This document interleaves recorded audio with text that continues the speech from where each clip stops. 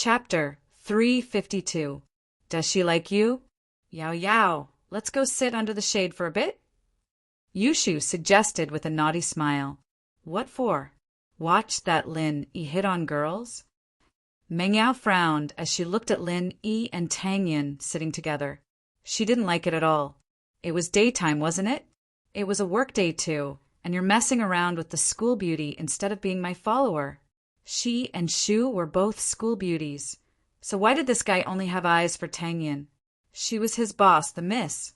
Even if he had a crush on someone, it should be her first. Meng Yao felt like she had been wronged. Was she that unattractive? Meng Yao didn't even care if he liked her or not. But the fact that he was ignoring her and going after another girl pissed her off. It was a blatant disregard. Even if he didn't like her, couldn't he just go for Shu? Why did he have to go for Tang Yin? Although one had to admit that Lin Yi and Tang Yin in their school uniform really did look like a couple from afar. Perhaps they were a couple after all. Haha, let's see how he hits on girls. We'll learn from him. Yushu nodded. Shu, we're girls. We can't hit on girls. Our sexual orientation is fine. Otherwise, we'd be a couple a long time ago. Meng Yao looked at Yushu, speechlessly.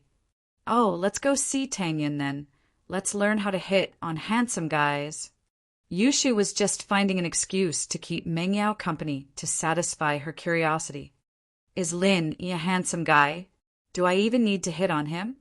Meng Yao curled her lips. I don't like him at all. But she still walked towards Lin Yi with Yushu despite her words. Lin Yi couldn't help but smile bitterly when he saw the two misses walking towards him. These two girls were probably here to cause trouble, and it seemed like Yushu had tricked Meng Yao into coming here.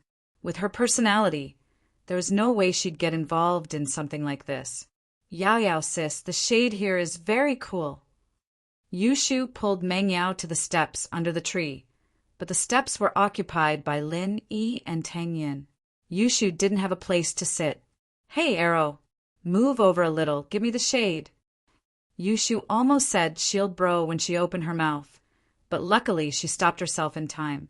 She couldn't expose her relationship with Lin Yi in front of outsiders, or Yao Yao would be pissed. Tang Yin was a little annoyed by Yushu's overbearing words. We were under the tree first. Why should we give it to you? But a few days ago when she went to see Lin Yi, Yushu had asked her about it passionately, so Tang Yin didn't want to get angry. But Lin Yi didn't seem to hear anything and didn't move an inch. Tang Yin, on the other hand, was starting to panic. Lin Yi's reputation had surpassed the Big Four, but even the Big Four didn't dare mess with Yushu.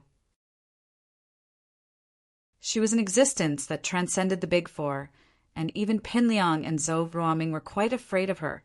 Tang Yin had heard about how Xiaocan had been punished for talking bad about Yushu, and so she was a little afraid that Yushu would take revenge on Lin Yi.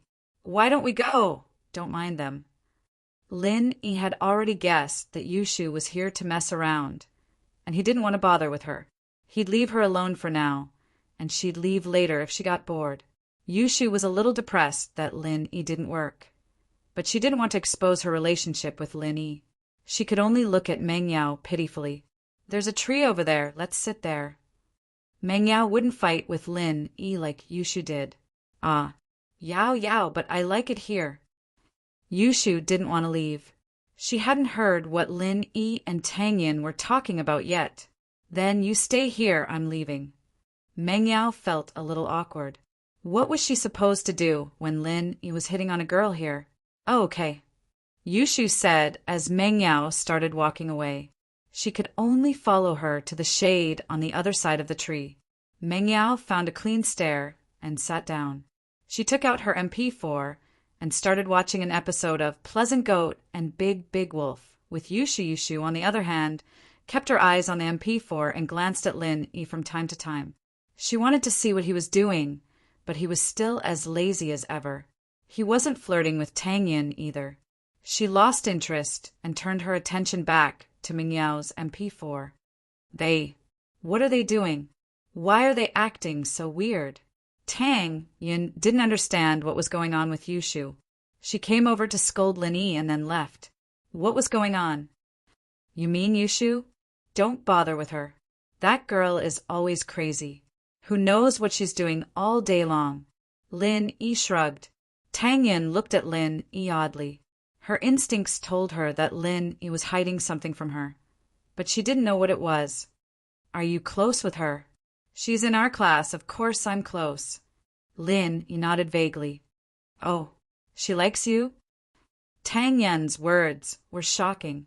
Wah! Lin Yi's eyes went wide as he looked at Tang Yin, shocked. What did you say? She likes me? Yushu did confess to him, but it was all fake. He didn't think that Yushu would like him. The girl was a little immature, probably not at the stage where she'd like guys yet, right? Yushu was a little too young for that. It's nothing. Tang Yin shook her head. It was just a sudden feeling. She thought that Yushu coming and leaving for no reason was weird, but it didn't make sense. How could she like Lin Yi? Yushu and Meng Yao weren't too far. Lin Yi was in no mood at all. He felt like he was being watched by his boss. He stood up dispiritedly. Let's go back to class. Okay. Tang Yin felt embarrassed with two people watching them. She stood up after hearing Lin Yi's words. She walked towards the school building with Lin Yi. Yao Yao. Shield Bro left. Yushu had been watching Lin Yi the whole time. Let's leave then. Meng Yao frowned as she looked at her MP4.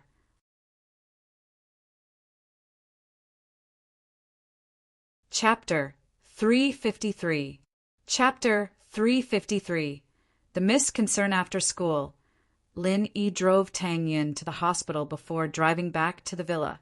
Jiang Wen's car was already waiting outside the villa. Lin Yi parked the car in front of the villa and greeted Meng Yao. Meng Yao was the one who agreed to the dinner with Jiang Wen tonight, so she didn't say anything. Meng Yao spoke up suddenly when Lin Yi walked to the door. Don't drink so much, and don't go to those dirty places. Ah. Lin Yi paused. He didn't think that Meng Yao would care about people. Her tone was commanding, but Lin Yi could hear the concern in her voice. It's nothing. Do whatever you want. Meng Yao turned her head away, ignoring Lin Yi. Meng Yao could vaguely guess what Jiang Wen was planning to do. Meng Yao didn't usually participate in the activities of these rich kids, but she had some understanding of their methods, especially with a little spy like Yushu. She wasn't a stranger to what Jiang Wen and his people were doing. This was also why Meng Yao didn't have any other feelings for Jiang Wen other than that of a sister. Drinking and playing with women all day, and now he wanted her as his girlfriend? Why?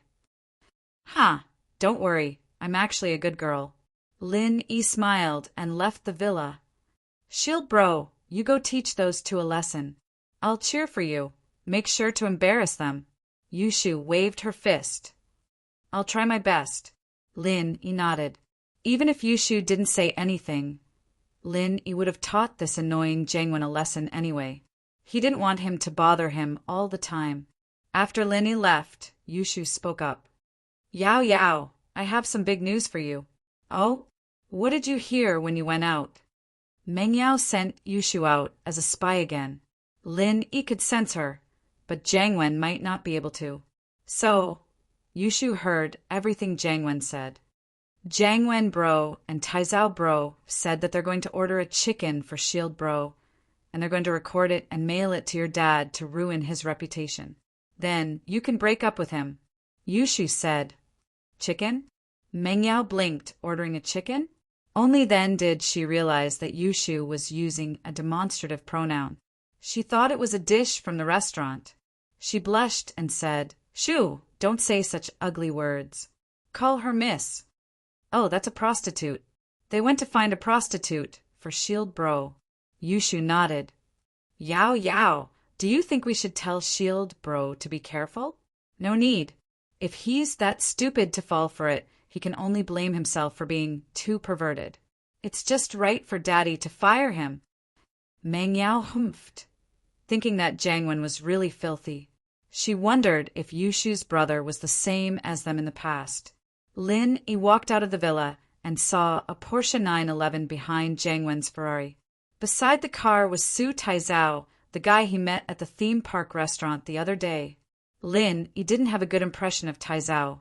The guy was yelling and screaming that day, and Lin, he didn't like it at all. But now, the guy was all smiles as he greeted Linny. Mr. Linny, it's nice to see you. Thank you for what you did for an bro that day. Lin, he waved his hand and ignored him. Jiang Wen walked up to him. Bro Lin, I didn't expect you to be in the same class as Yao Yao. Jiang Wen had already found out that Lin Yi was Ming Yao's classmate, so it was natural for him to call him Lil Bro Lin according to their age. Ah, I guess so. Lin Yi nodded faintly. Aren't we going to eat? That's right, let's go now. I've booked a room at Starlight Hotel. Let's go now.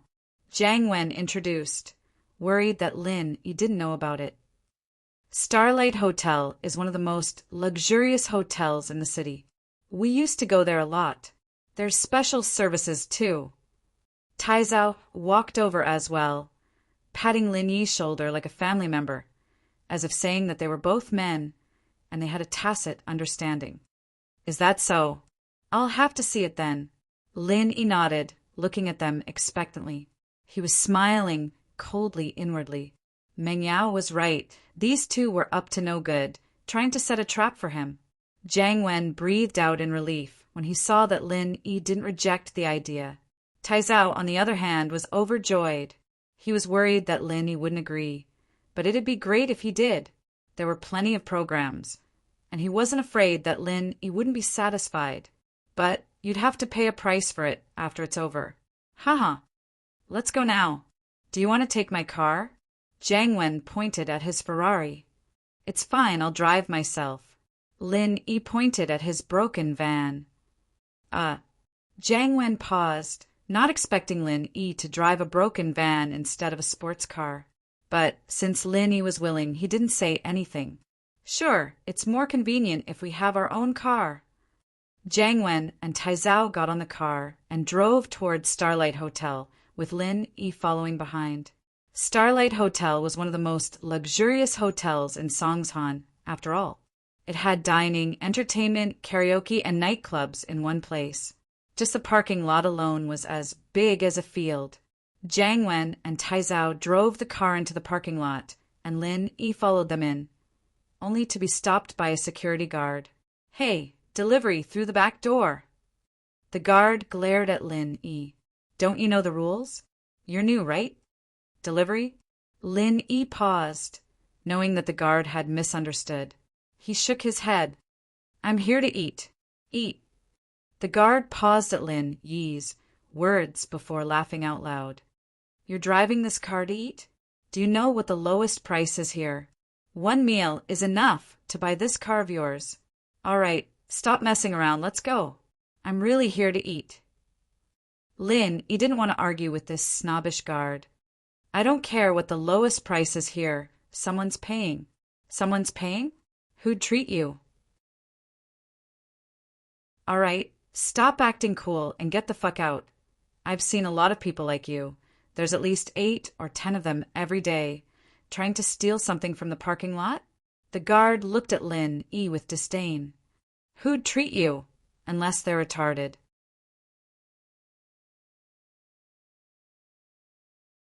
Chapter 354.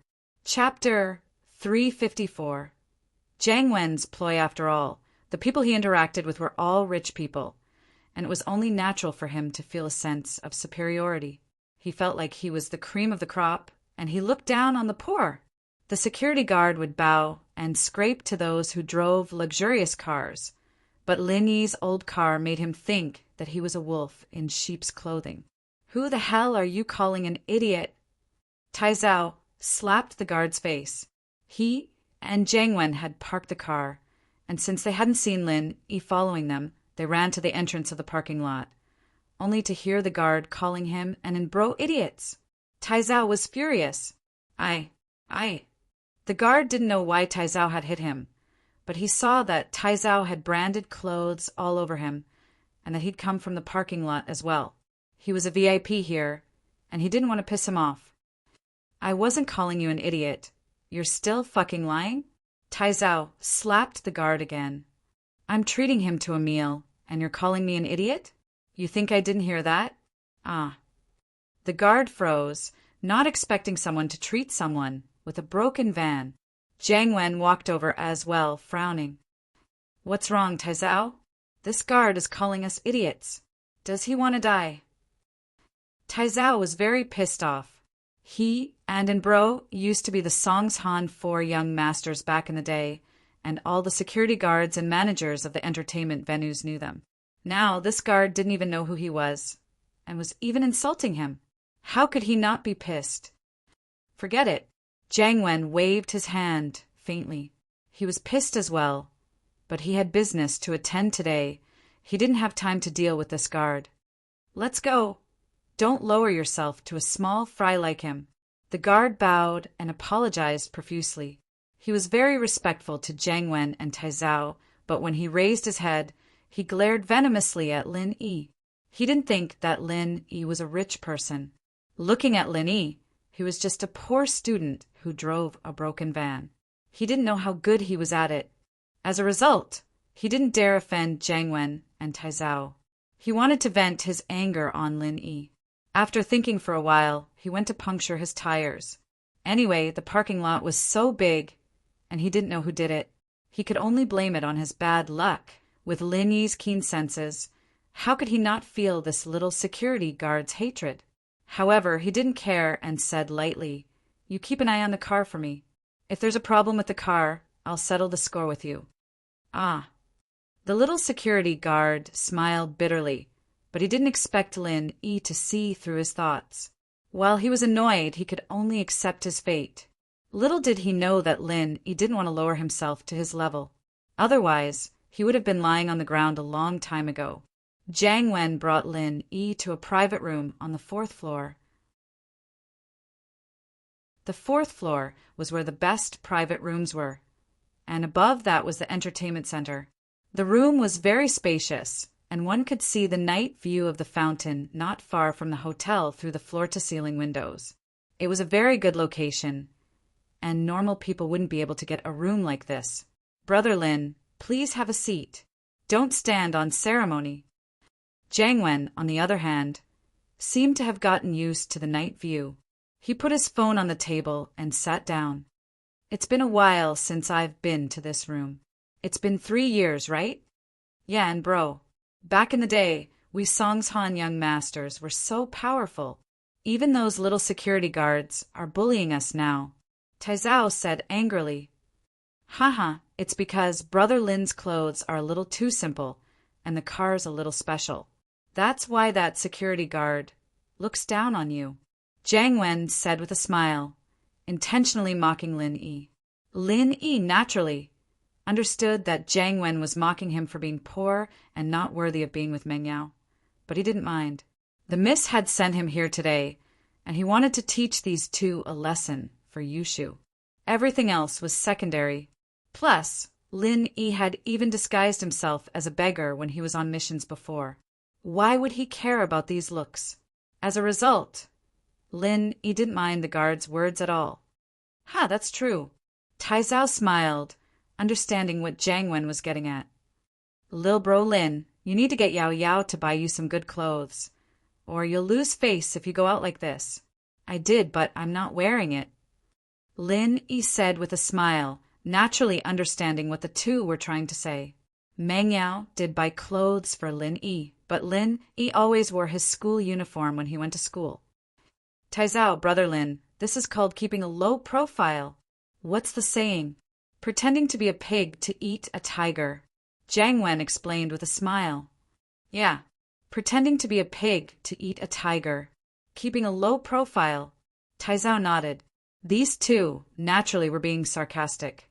As far as they were concerned, Lin Yi wouldn't be able to pretend to be a pig even if he wanted to. Lin Yi didn't explain. Laugh all you want, I'll make you cry later. Jiang Wen joked with Lin Yi a couple of times, feeling a bit better. But he didn't dare make it too obvious, afraid that Lin Yi would get angry and leave.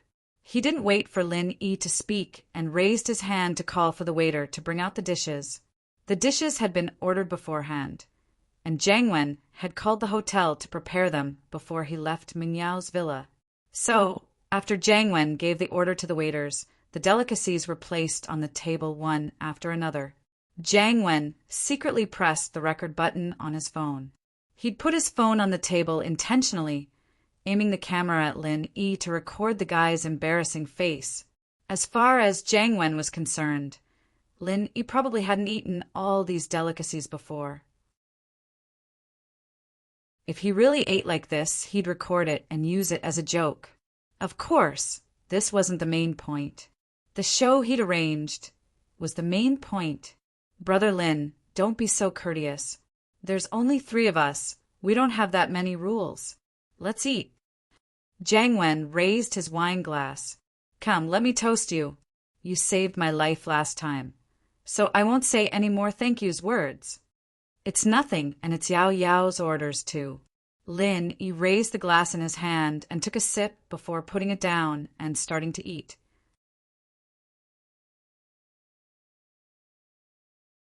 Chapter 355. Chapter 355. Finding an opportunity. Wait a bit, let's eat first. I'm hungry. Lin Yi waved his hand dismissively. All right then. Let's eat first then. Jiang Wen thought that Lin Yi was probably really starved. School had just ended, and he hadn't had dinner yet.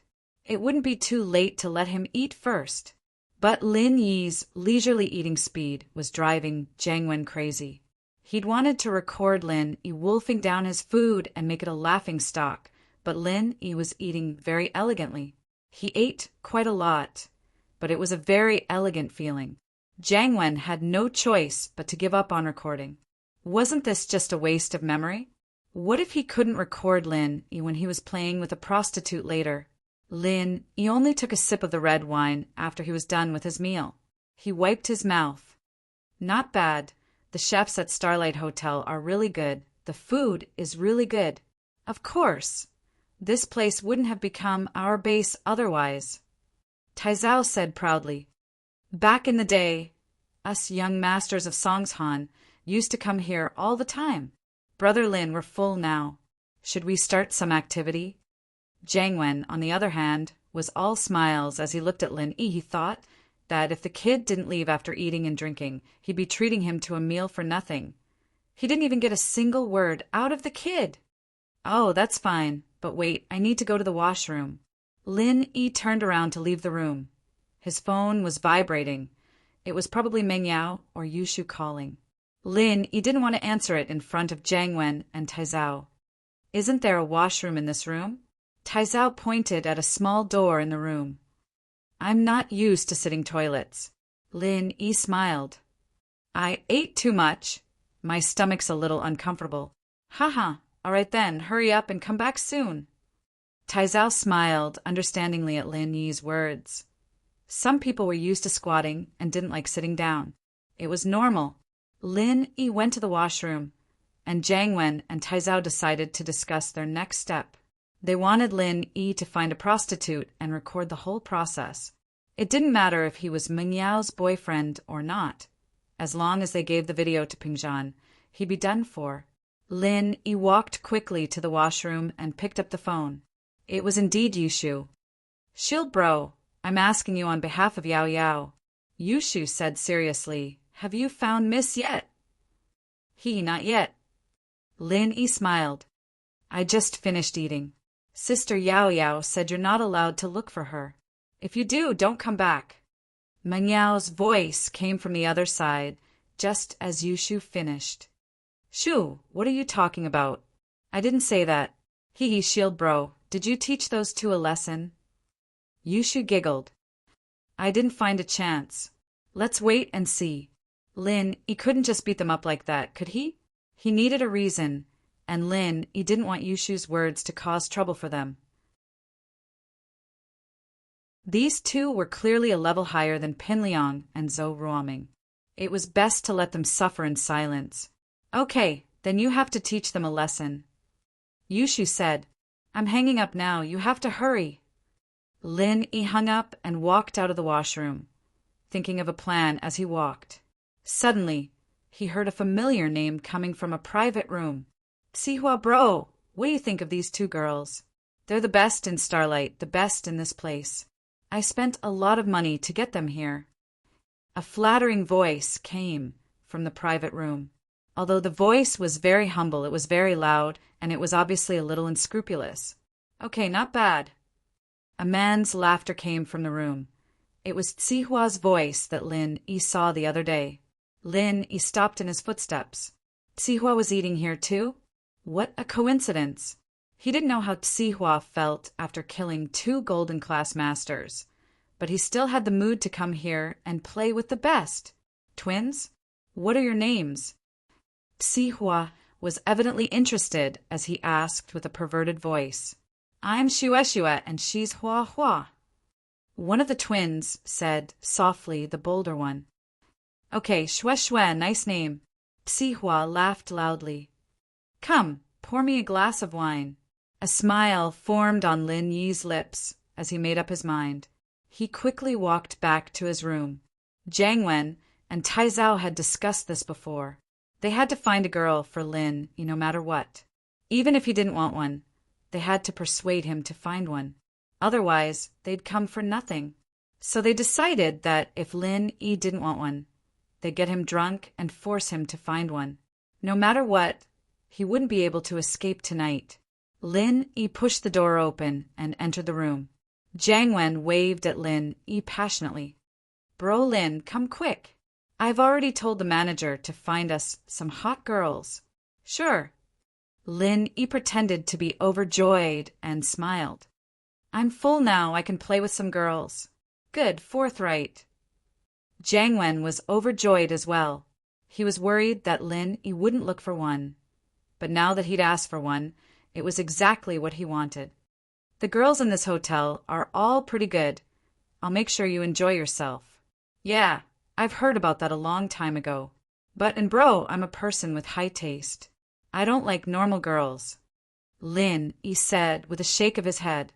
You know that the girls I usually interact with are all school beauties. I know that. Don't worry, I'll definitely find you the best. Jiang Wen thought to himself. He wasn't afraid of Lin Yi choosing. He was afraid that Lin Yi wouldn't look for one. As long as Lin Yi had the intention, he'd get the manager to find one for him. That's good. Lin Yi chuckled and sat down, looking very expectant. Jiang Wen gave Tai Zhao a look and he left the room. Not long after, a man in his 30s came in with 5 pretty girls behind him.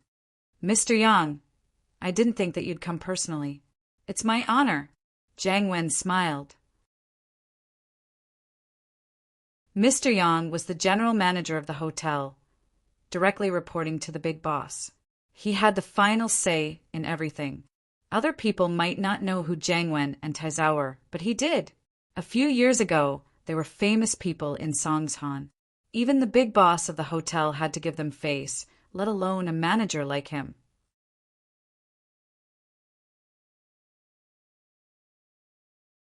Chapter 356.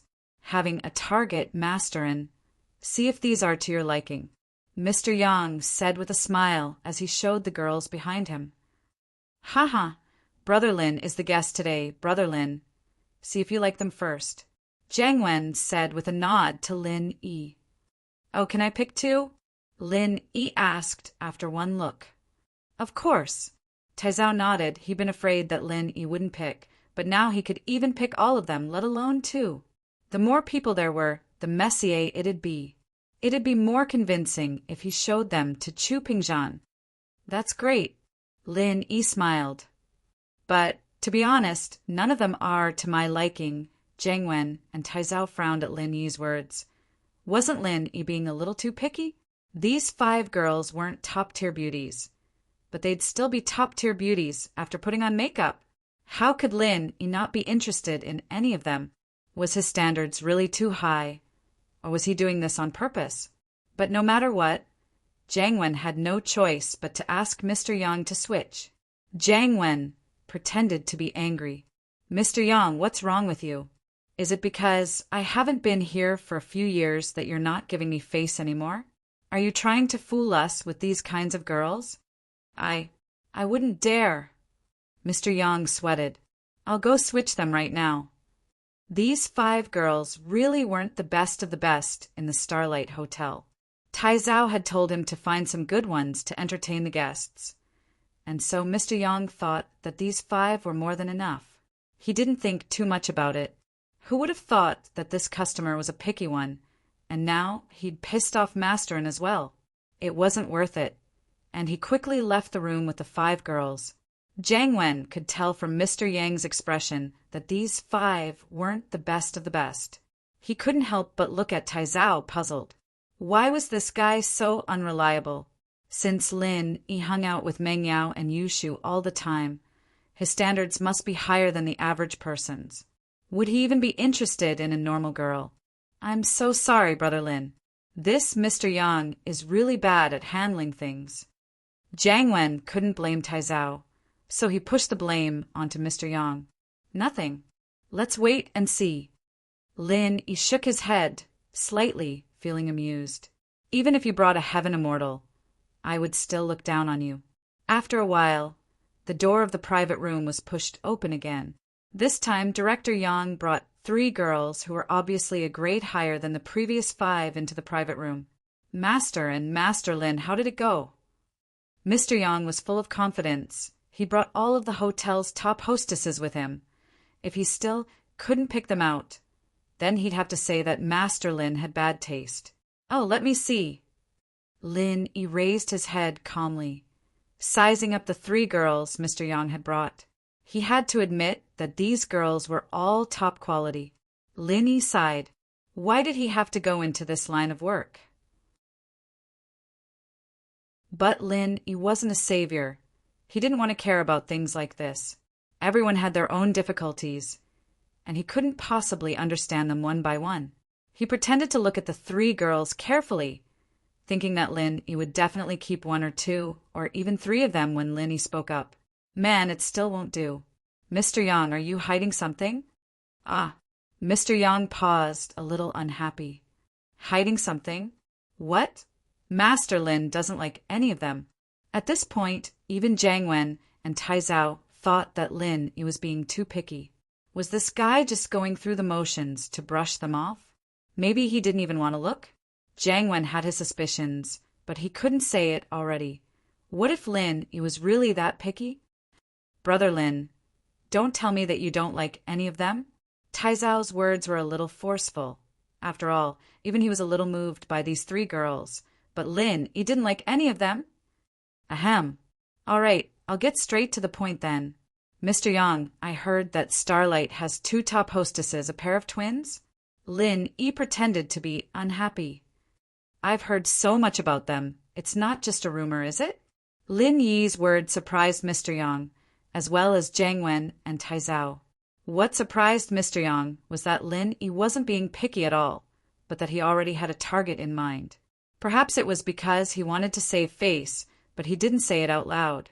Instead, he was hinting at Mr. Yang through his dissatisfaction, asking him to change to someone better.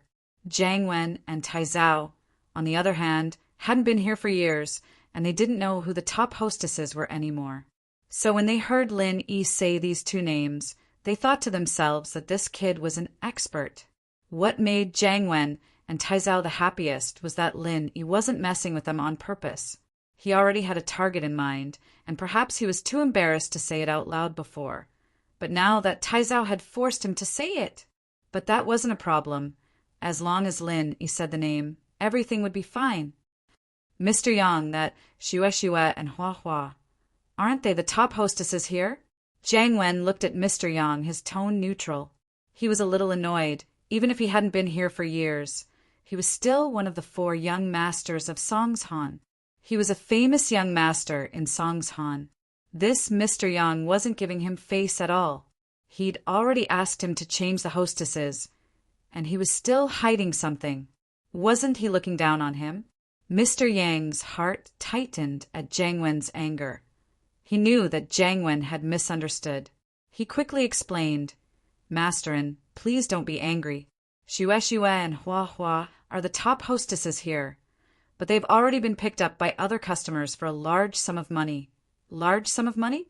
Humph. Tell them to come over. I'll pay them even more. It's just money, isn't it? I've got plenty of it. Jiang Wen panicked. Lin Yi finally had a target, and now they'd been picked by someone else? How could he let that happen? That's against the rules, isn't it? Mr. Yang sighed. The current Songshan wasn't the fourth young master's world anymore. Your families all have their own backgrounds, but there's someone here who's no weaker than you all. He's the one who picked Shue and Hua Hua tonight. Can I go get them back? And bro, let's just forget about it. Since Mr. Yang's in such a difficult position, let's talk about it another day. Lin, he said, pretending to be a nice guy.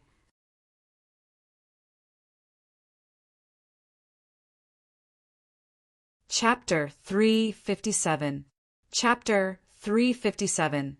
The fox exploiting the tigers. Might Jiang Wen knew that tonight was a good opportunity for him to take down Lin Yi.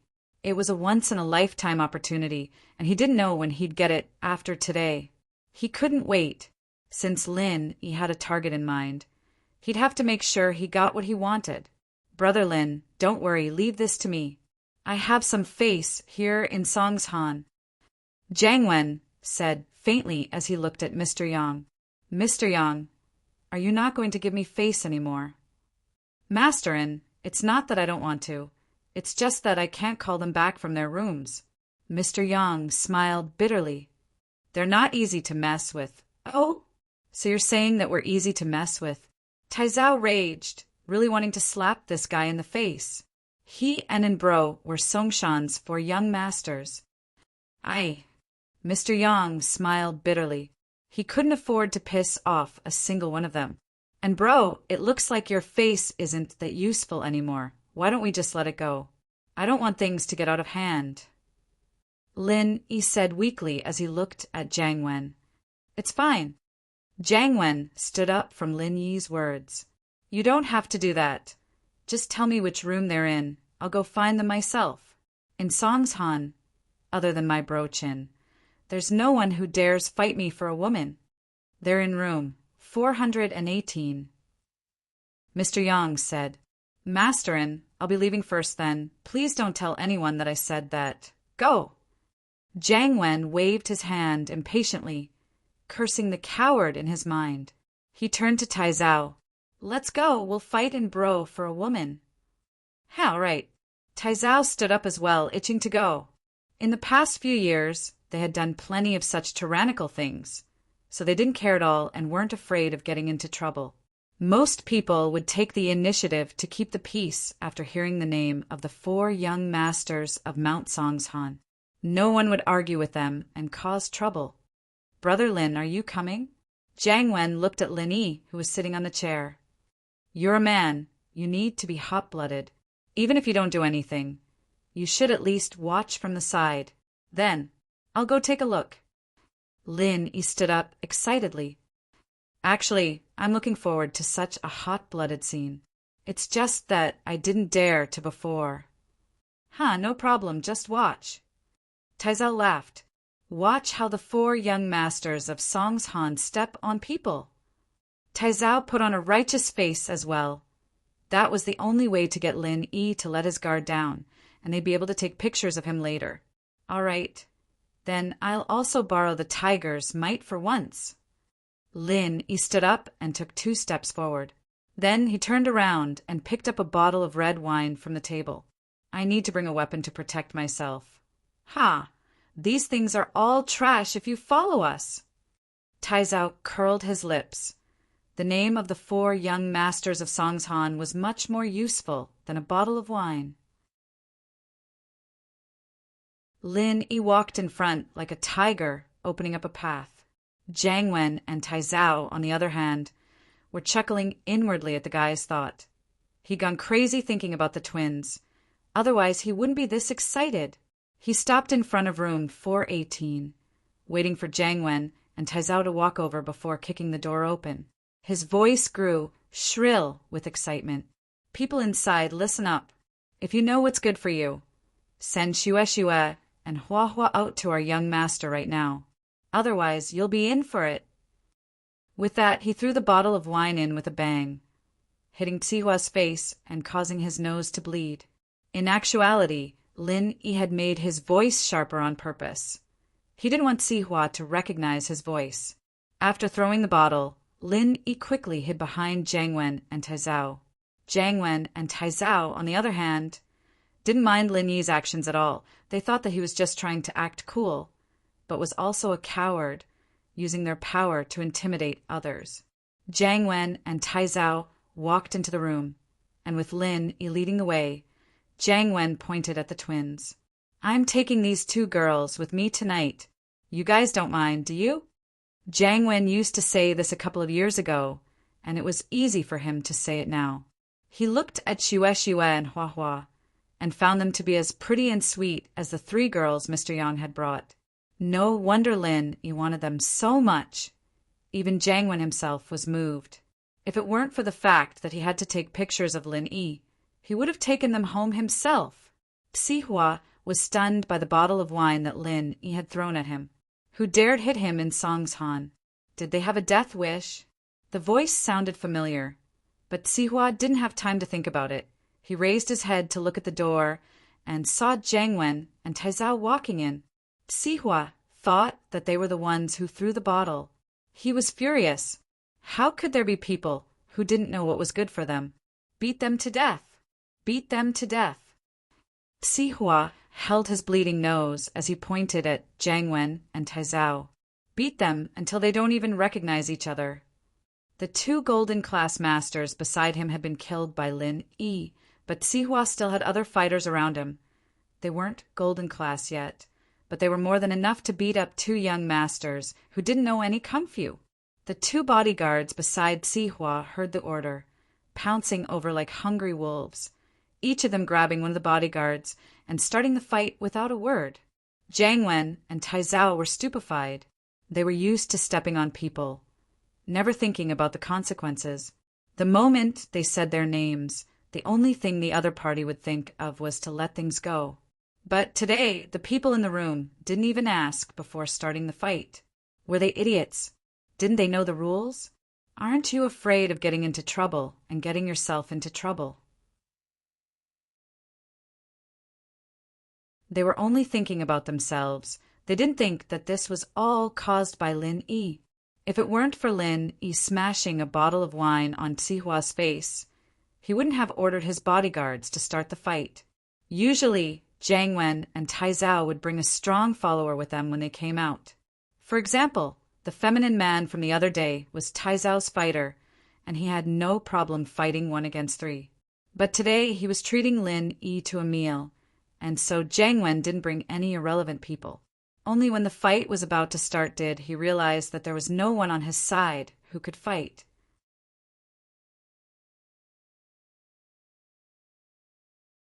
Chapter 358. Wasn't this a little too much? Taizao didn't even get a chance to say anything before another bodyguard punched him to the ground. Cries and screams filled the room.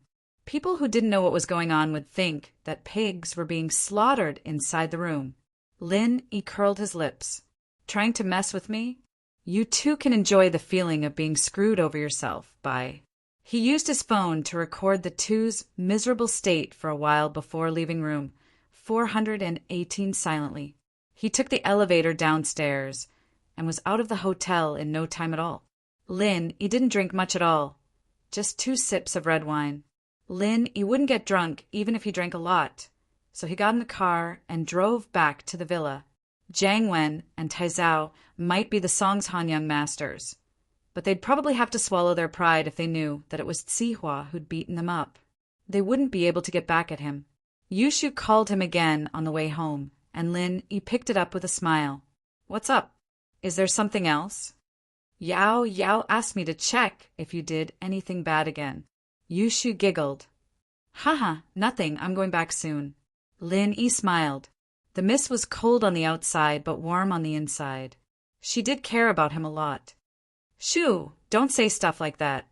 I'm just worried that he'll get filmed and sent to me. Meng Yao humphed, not admitting what she was thinking.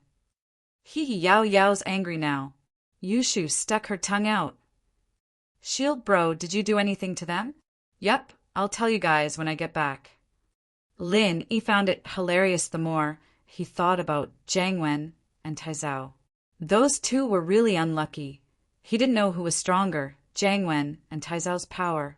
On the 4th floor of the Bright Star Hotel, in room 418, there was a one-sided brawl going on. 2 bodyguards were kicking and punching Tai Zhao and Jiang Wen, who'd already turned into pig heads. You dare hit me? Do you know who I am? Jiang Wen yelled at the top of his lungs. He took the opportunity when the bodyguard was switching hands. I don't care who you are. Since you dare to come looking for trouble today, don't even think of leaving here standing. Jianong replied with a cold smile as he carefully wiped the blood off Tsihua's face. Tsihua bro, are you alright? Do you want to go to the hospital? I'm fine, Tsihua said with a wave of his hands. A small injury like this wasn't enough to affect him at all. It was just a little scary, and he didn't feel like he was losing face at all. He was a big shot in the underworld, and now his nose was bleeding from a slap. It was quite embarrassing. I'm Jiang Wen, Song's Han young master Jiang Wen. How dare you hit me? Jiang Wen continued yelling while he still had the chance to speak. He was afraid that the bodyguard would land another punch on his mouth and turn him into a mute. Wait. Tsihua paused after hearing Jiang Wen's words. He quickly waved his hand, signaling the bodyguards to stop fighting. What did you say? Who are you? I'm the 3rd of the Song's Han young masters, Su Taizao. He's Jiang Wen Broen. Taizao forced himself up from the ground and pointed a finger at Tsihua. What now? Scared now? Not really, but there seems to be some kind of misunderstanding here. Tsihua stood up and walked up to the man. Are you really Jiang Wen? Of course. Jiang Wen wiped the blood off his face dark. Do you want to see my ID? No need. I'll believe you if you say so. Let me introduce myself first.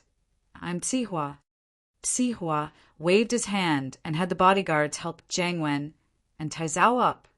I don't give a f asterisk ck who you are. Tsihua, double kick, great cannon, whatever. How dare you hit me? You'll have your house confiscated tomorrow. Taizao waved his claws and fangs. Taizao, don't make a fuss. Jiang Wen frowned at the name and raised his head to look at Tsihua. As expected, the guy looked very similar to the Tsihua he'd seen in the documents, except that his nose was broken now. You're Tsihua bro. Yes, I'm Tsihua. Tsihua nodded. Master Wen, is there a misunderstanding? You asked me to meet you at the nightclub on the 5th floor at 9. Why'd you come to my room early? I invited a friend here for dinner. He said he's interested in these 2 girls. Huh? Where's he? Jiang Wen turned around, but Lin Yi was nowhere to be seen. What a huge misunderstanding. The owner of this room was actually Tsihua. This beating would have been for nothing. Jiang Wen had been planning to get his men here as soon as he walked out of this room. He wouldn't let the people in this room have it easy. Getting their kidneys removed would be too easy for them. But now he could only swallow his anger. Invited a friend for dinner? Tsihua frowned. Who was the one who threw the bottle in here? It's that friend of mine. Jiang Wen suddenly called out to the hallway. Linny? Linny? Linny? The friend you invited is called Lin Yi? Tsihua's pupils contracted. You're saying that Lin Yi was the one who threw the bottle in here? What? You know Lin Yi, Tsihua bro? Jiang Wen could tell from Tsihua's tone that he knew Lin Yi. I do. How could I not know him? Tsihua smiled coldly. Not only do I know him, he's my enemy. Master Wen, I'm sure that you've been tricked by that Lin Yi. Jiang Wen's face darkened as he fell into deep thought after hearing Tsihua's words. He wasn't an idiot. He connected the dots and came to a conclusion immediately. Lin Yi had done this on purpose. He probably knew that Tsihua was in this room, and knew that Xue and Huahua were here as well. That was why he'd purposely picked these 2, using Taizao and Jiang Wen as cannon fodder to send them to Tsihua's room. In the end, a bottle had escalated the conflict, and Lin Yi was gone when the two of them went in stupidly.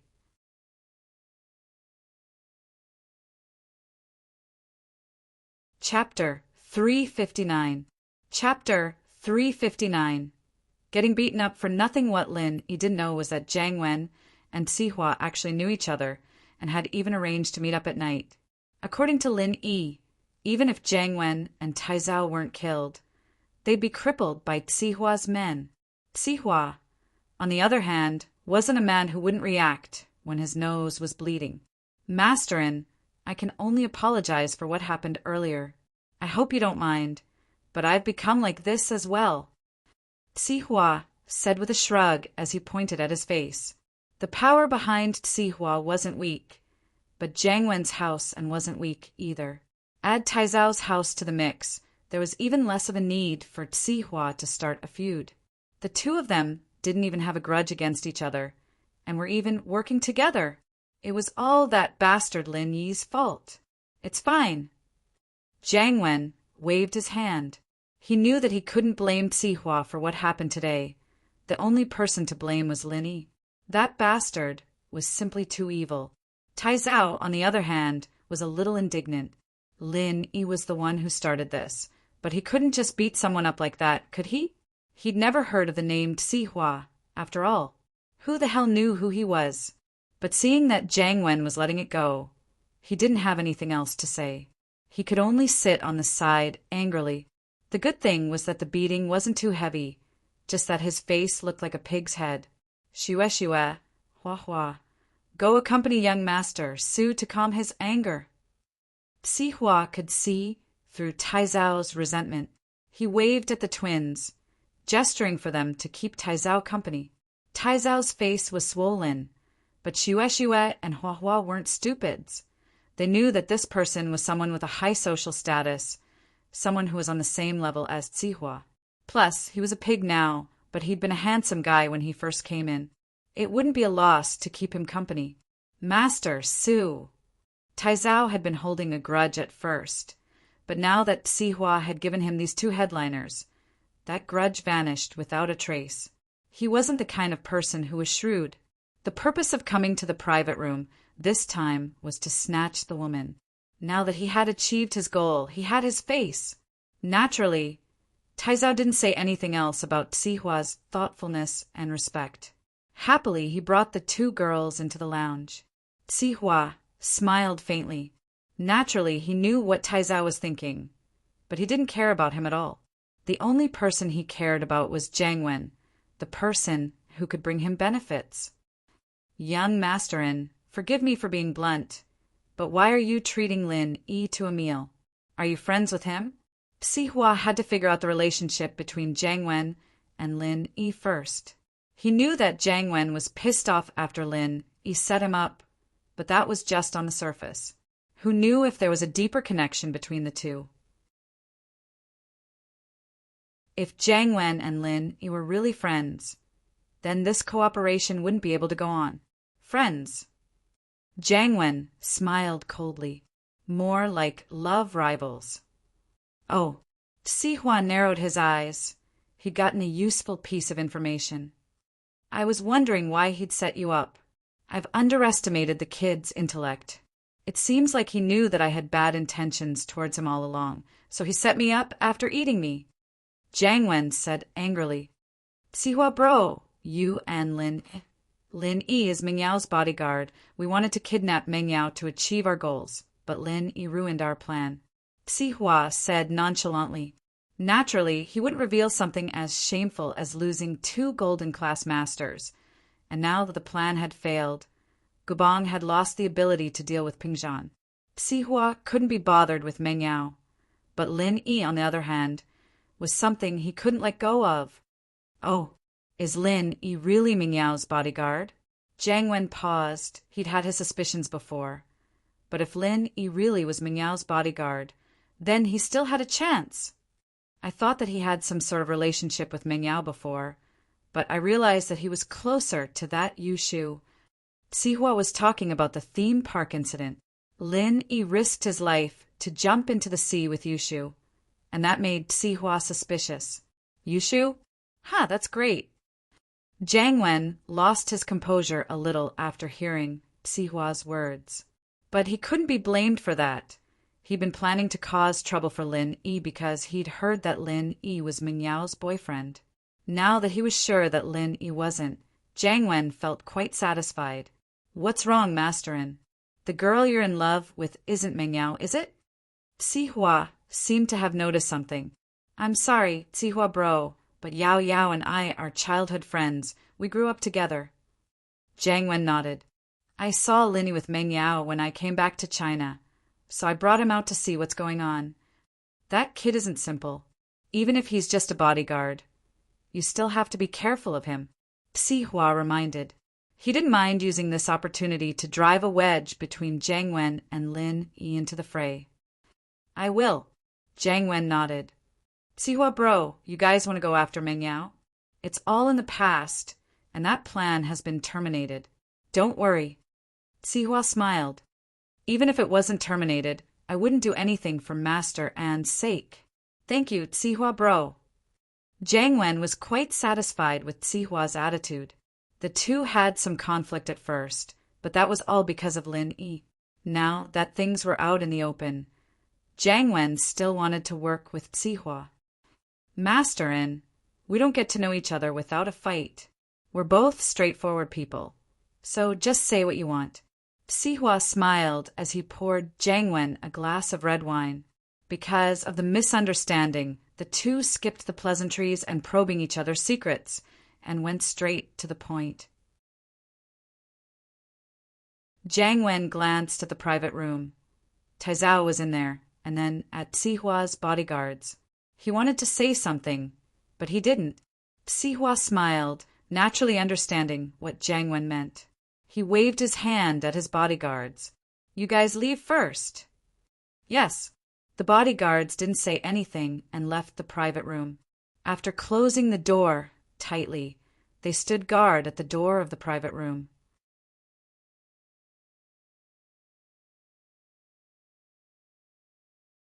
Chapter 360.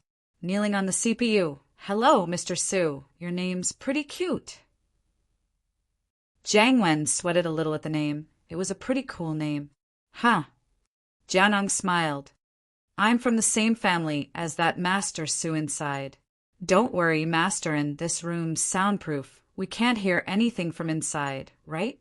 Jiang Wen nodded. Sihua bro, I'm sure you know what kind of business my family does. My big brother used to be in charge here in Songshan, and I don't care what he does. But I've heard a lot about you, Sihua bro. You're the boss of Songshan's underground forces. That's why I'm here to pay you a visit. No matter what, Jiang Wen's words made Sihua feel good. Naturally, Sihua knew what kind of business Jiang Wen's family was in. After all, selling human organs. Jiang Wen's big brother and Jianda hadn't visited Sihua when he was here. He didn't think much of Sihua because he had a golden class mid-phase as his underling. But Jianda's business back then was the kind where money was exchanged for goods. It was illegal, but it didn't have anything to do with the underground forces. Sihua didn't want to get into an enemy's business because of that. After all, a golden class mid-phase master wasn't to be underestimated. Sihua had a stronger master backing him up, but there was no need for the two to fight to the death. Even if he took care of Jianda, Sihua wouldn't be able to dip his fingers into his business, since he'd never been in the business before. He didn't have any customers, and he didn't have any channels to sell his organs. But even so, Sihua was still a little displeased. After all, doing illegal business in Songshan without paying a visit to him was a bit shameful. Even if he didn't give any money, shouldn't he at least put on a feast? And so, Sihua was quite pleased that Jiang Wen had taken the initiative to pay a visit. Haha, Master Wen, I'm glad that you're thinking like that. Don't worry. There's no one I can't take care of in Songshan. If you need anything in the future, just say the word. Sihua said boldly. However, he was obviously bragging. At the very least, he didn't manage to deal with Lin Yi. Not only that, but he also lost 2 golden class masters. This was a huge loss. No, Sihua bro, I'm not here to visit you this time. I'm here to talk about cooperation. Jiang Wen waved his hand with a smile. Cooperate? Sihua paused. What was there to cooperate with this guy? Sihua bro, you know that fewer and fewer people are willing to sell their kidneys these days. People aren't stupid anymore. My brother used to lie to people, saying that losing a kidney wouldn't affect them at all. But the truth is, people who have their kidneys removed will have their bodies deteriorate. No one is falling for that anymore. Jiang Wen said helplessly. That's why I'm preparing to make a move on the homeless and beggars. Of course I have to go through you, Sihua bro. Sihua nodded. This Jiang Wen was quite the attention. He wouldn't be able to interfere if it was just selling organs. But kidnapping people on his turf without Sihua's permission was a little disrespectful to him. Sihua nodded, thinking that Jiang Wen wasn't a big deal at all. That's a good thought. No one would notice if the homeless and beggars went missing. Sihua nodded. What do you want me to do? Help you catch them, or help you solve the problem? Haha, it'd be best if you could help me catch them, but we'll do it ourselves. Jiang Wen nodded. Of course. I'll give you a certain amount of profit every month, Sihua bro. You won't be doing this for free. Okay. Sihua nodded, satisfied. Organ trading was a very profitable business, and it would be a good idea if Jiang Wen could give him a portion of the profit. Of course, Sihua bro, if you have someone who died not too long ago, you can send it to me as well, Jiang Wen said. We'll share the profit with you as well. No problem. It's a deal. Sihua nodded.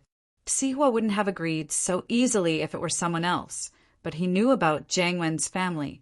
His big brother had been doing organ trading for a few years now, and had always been very secretive. There shouldn't be any risk in working with Jiang Wen. They'd already formed a set of procedures, and it wouldn't be exposed easily. Sihua bro, you're such a straightforward person. Jiang Wen nodded with a smile as he raised the wine in his hand. His face was swollen and bruised, but he was still very happy that he'd made a deal. With Sihua's support, his business would definitely grow.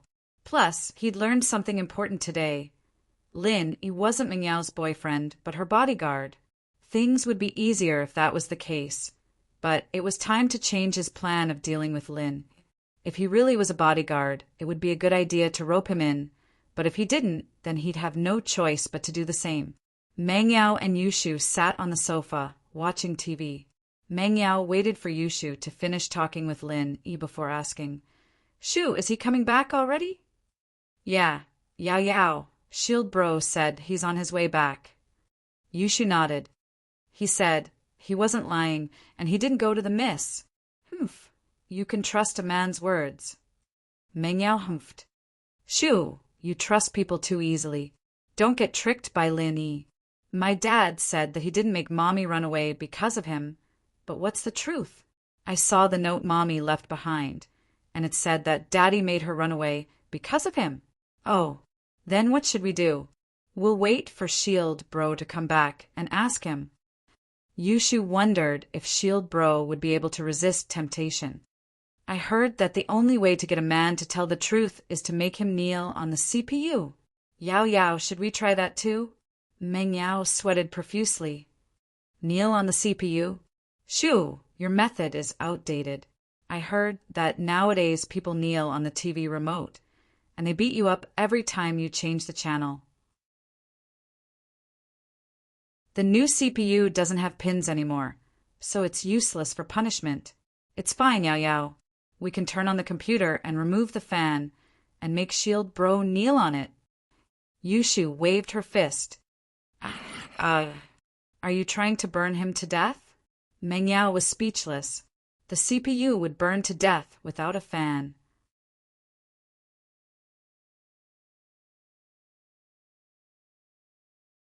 Chapter 361. Chapter 361. Lin Yi's birthday gift. Oh, it's nothing. We were talking about burning a cockroach to death. Yushu still wanted to hear how Lin Yi had taught Jiang Wen and Taizao a lesson. She wouldn't dare offend Lin Yi. She changed her words immediately. What a bastard! All you've got is your mouth. Kneel to the CPU. Who knows who'll be kneeling in the future? Meng Yao glared at Yushu angrily when she saw how Yushu was denying everything without any sense of loyalty. Yushu pretended like she didn't hear anything as she stood up from the sofa with a giggle. She ran over to Lin Yi. Shield bro, how did you teach Jiang Wen and Tai Zhao a lesson? Tell me. Meng Yao was annoyed at Yushu's actions, but she couldn't help but widen her eyes at Lin Yi's question. She looked at Lin Yi with widened eyes. Haha, see for yourselves, Lin Yi said as he handed the phone to Yushu. When Jiang Wen was recording with his phone, Lin Yi turned on his phone as well. It was just that he kept the phone in his pocket at the beginning, so he could only hear their voices, not see the images. Bro Lin, come quick. I've already told the manager to get us some hot girls. All right, now that we're full, we can play with some girls. Lin Yi's phone sounded, and Meng Yao heard everything clearly. She couldn't help but glare at Lin Yi. Shoo, look, I told you this guy wasn't being honest.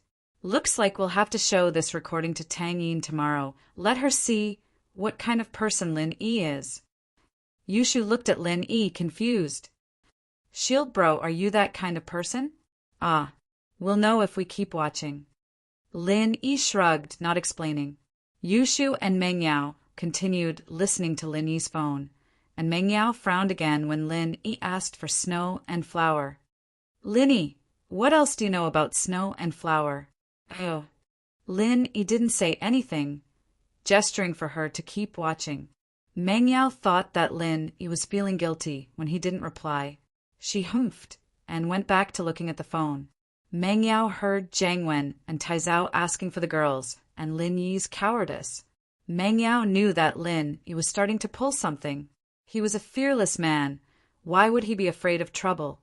Meng Yao and Yushu understood Lin Yi's plan the moment they heard him smash a bottle into the room. The people in that room weren't easy to deal with. Lin Yi was using someone else's hand to deal with Jiang Wen and Tai Zhao. As expected, the people in the room were pissed off and started kicking and punching Jiang Wen and Tai Zhao.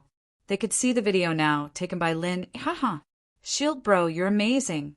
You killed people without a trace. Yushu looked at the video of Jiang Wen and Tai Zhao getting beaten up, quite pleased. These two really shot themselves in the foot, trying to find a girl for you, but they got beaten up instead. Tricks like this can only fool these two idiots. Meng Yao humphed, not giving Lin Yi any compliments. Who was the one who suspected Lin Yi just now? Haha, I can't take it anymore. I'm dying of laughter. These two are really stupid.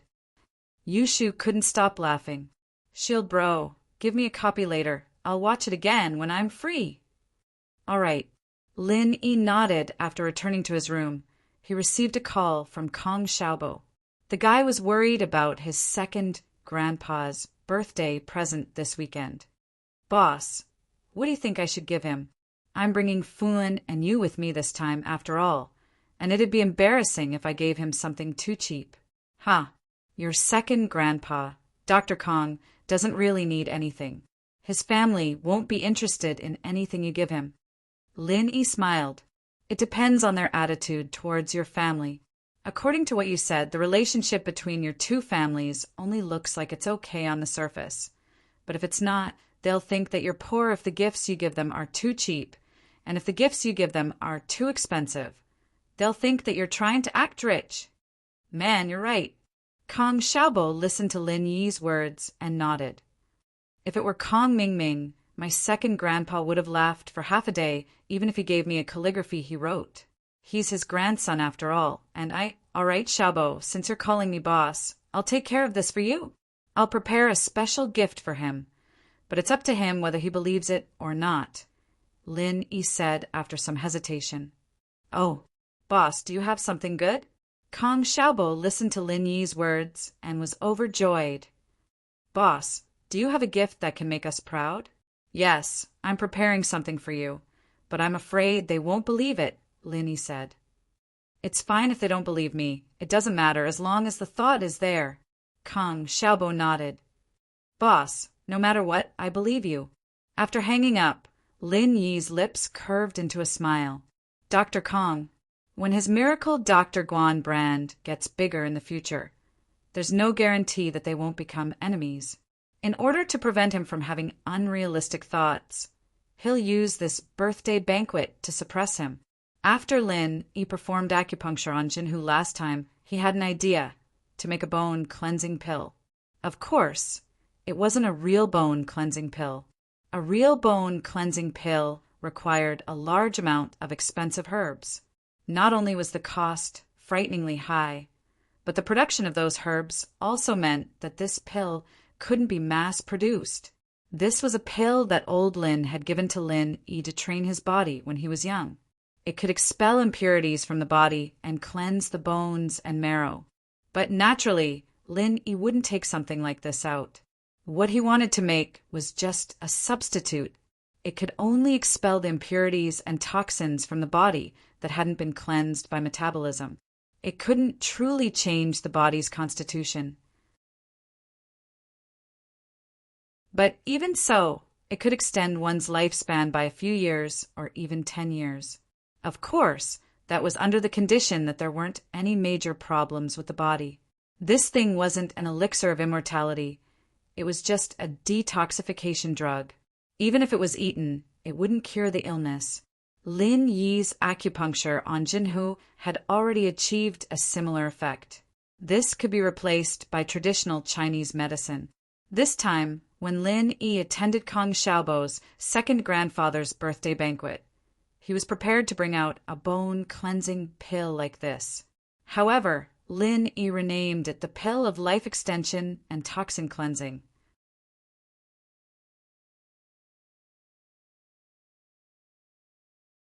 Chapter 362. Boss has a way, of course, even if this thing could be mass-produced. Lin Yi didn't want to do it. He didn't want to leak the recipe either. Rare things were more valuable. People would only crazily chase after it when it was unique. Plus, once this thing was released, it would definitely attract the attention of various forces. Lin Yi didn't want to stand in the limelight just yet. He only took out a few pills. He didn't want to say that he made it himself. He just wanted to release some from time to time. This way he could keep a low profile. Originally, Lin Yi wanted to make a few pills and give them to the celebrities when Miracle Dr. Guan's medical company opened. He wanted to make Miracle Dr. Guan's name known. But it wasn't a bad idea to give one to Dr. Kong as a birthday gift. If he believed it, then his words would be more convincing. If he didn't believe it, then he could only pretend that he wasn't fated to enjoy such a good thing. Lin Yi originally wanted to wait for Kong Xiaobo's second grandpa's birthday celebration to make the pill. But because of this phone call, Lin Yi had to prepare in advance. Luckily, he still had time. On Saturday afternoon, Kong Xiaobo called. Lin Yi drove to Ningshi Road Station to pick up Kong Xiaobo. Tang Yan's father, Tang Juqing, was going to have surgery on Monday. Tang Yin had to stay in the hospital with her mother, so she was at the hospital. Lin Yi wanted to pick up Tang Yin after picking up Kong Xiaobo. As for Xiaofan, Kong Xiaobo had already discussed it with his parents. Lin Yi was his good brother. Tang Yin was Lin Yi's girlfriend, and Xiaofan was Tang Yin's best friend. Kong Xiaobo's parents didn't suspect anything. Instead, they thought that it was a good sign that Kong Xiaobo could bring a classmate. After all, Kong Xiaobo wasn't willing to go to his second grandpa's house in the past. The people on the other side invited him warmly, but Xiaobo continued to ignore them. Kong Xiaobo's parents didn't know that Kong Mingming had been mocking Kong Xiaobo in private. He was only pretending to be normal. The car stopped at Ningshi Road Station. Kong Xiaobo opened the door and got in. "Boss, let's go pick up Xiaofan first." "She's at home." Lin Yi nodded. Xiaofan lived in the slums, so Lin Yi was familiar with the place. "Man, Fin doesn't really want to go. She said she'd go, but now she's backing out." Xiaobo sighed after getting in the car. "I tried to talk her out of it, and she agreed, reluctantly. Who knows if she'll regret it later? That's normal. After all, Going to see Kong Xiaoming is an eternal pain in her heart. Although she was mentally prepared for it, it's understandable that she would retreat when it comes to it. Lin Yi said, "After all, Kong Mingming hurt her. Although you want to completely forget Kong Mingming in this way, you have to consider Xiao Fen's opinion. I understand, too. That's why I'll always be by her side. I won't let Kong Mingming bully her."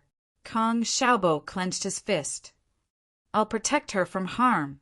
I believe you." Lin Yi nodded. But even if Kong Xiaobo didn't say it, he would still accompany Kong Xiaobo and not let anyone bully him and Xiaofen. Lin Yi parked the car in front of Xiao Fen's house. Kong Xiaobo went upstairs to pick Xiaofen up. Lin Yi sat in the car and called Tang Yin. "Hello." The call was picked up very quickly, and Tang Yin's voice came from the other side. "Lin Yi, are you here? My dad is asleep. I can't speak loudly. Not yet. I accompanied Xiaobo to pick up Xiaofen," Lin Yi said. "I'm downstairs. I'll pick you up later." "N." Tang Yin replied softly. Before she could say anything, Lin Yi heard Mrs. Tang's voice from the other side of the phone. "Yin, is that Xiao Lin? Go and play.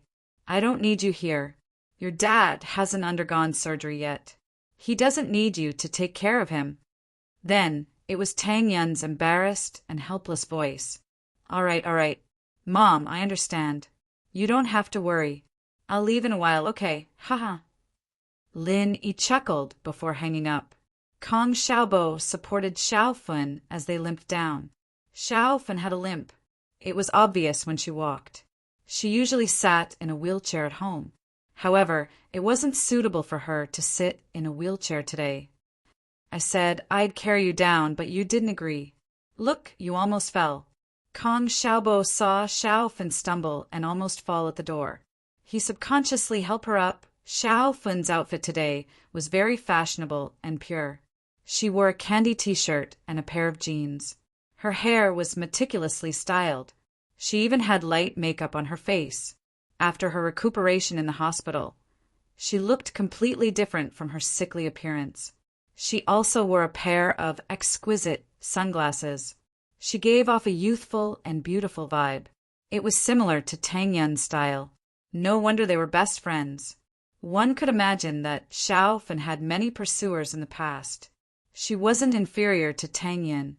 However, fate was unfair. It made her drop out of school and stay at home. If it wasn't for Kong Xiaobo, it would be hard for Xiaofen to walk out of her house. Although Xiaofen's heart wasn't completely open, she was much more cheerful than before. If it wasn't for her leg, Xiaofen would be even more radiant. "Xiaofen is very beautiful today." Lin Yi comforted her. A girl like Fen was extremely lacking in confidence right now, and he needed to keep encouraging her. "Is that so?" Xiaofen lowered her head in surprise. "I was afraid that Xiaobo would feel embarrassed. How could that be? It's very honorable for me to bring you out." Kong Xiaobo said, "How could it be embarrassing to have such a beautiful companion?"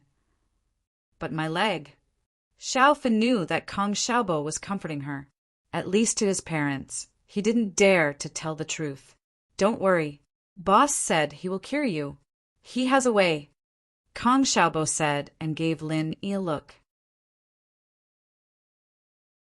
"Isn't that right, boss?" Kong Xiaobo wanted Lin Yi to comfort Xiaofen. Even if he couldn't cure Xiaofen's leg now, he hoped that Lin Yi could give her confidence. After all, Xiaofen knew that Lin Yi knew medical skills. "Xiaobo, you don't have to comfort me. The doctors in the hospital said that there's no hope." Xiaofen sighed.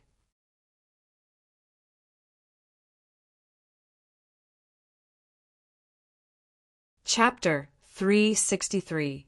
Keep the good stuff for yourself. Lin Yi's answer was very standard, and he didn't tell Fen that he could definitely cure it, only saying that it was possible. But the more it was like that, the happier Fen was. If Lin Yi said that he could cure it, then Fen would have suspected that he was just comforting her. But Lin Yi's words increased her confidence. "Lin Yi, can you really cure my leg?" Fun was surprised and happy. Even Kong Xiaobo looked at Lin Yi with anticipation. Yes, but don't worry. Lin Yi smiled. That's not a problem. Lin Yi's house had a couple of nerve-stimulating drugs, concocted by old Lin in order to stimulate his body's potential. Lin Yi didn't need those drugs anymore after learning the art of dragon mastery, so he put them aside. Since Lin Yi couldn't use it himself, he didn't put much effort into researching the medicine that stimulated the body's potential. Even if he didn't go back to his house to get the medicine, he could just look it up or call Old Man Lin and ask for the formula. Yes, yes. Fun nodded excitedly. She wanted to walk like a normal person even in her dreams. And now that Lin Yi had given her hope, she was in high spirits. Kong Xiaobo was very happy about Fun's change. He told her about the interesting things in school along the way, including how Lin Yi slapped Zhou Ruoming and kicked Zhong Pingliang. Yun Yun is so lucky to find your boss. He's a good person and treats her well. Fun was happy that she found Lin Yi. After all, Lin Yi was many times stronger than Kong Mingming. Isn't Xiaobo nice to you too? Lin Yi joked. Yeah, I'm boss's follower. Naturally, I've inherited boss's good traditions. Kong Xiaobo said confidently.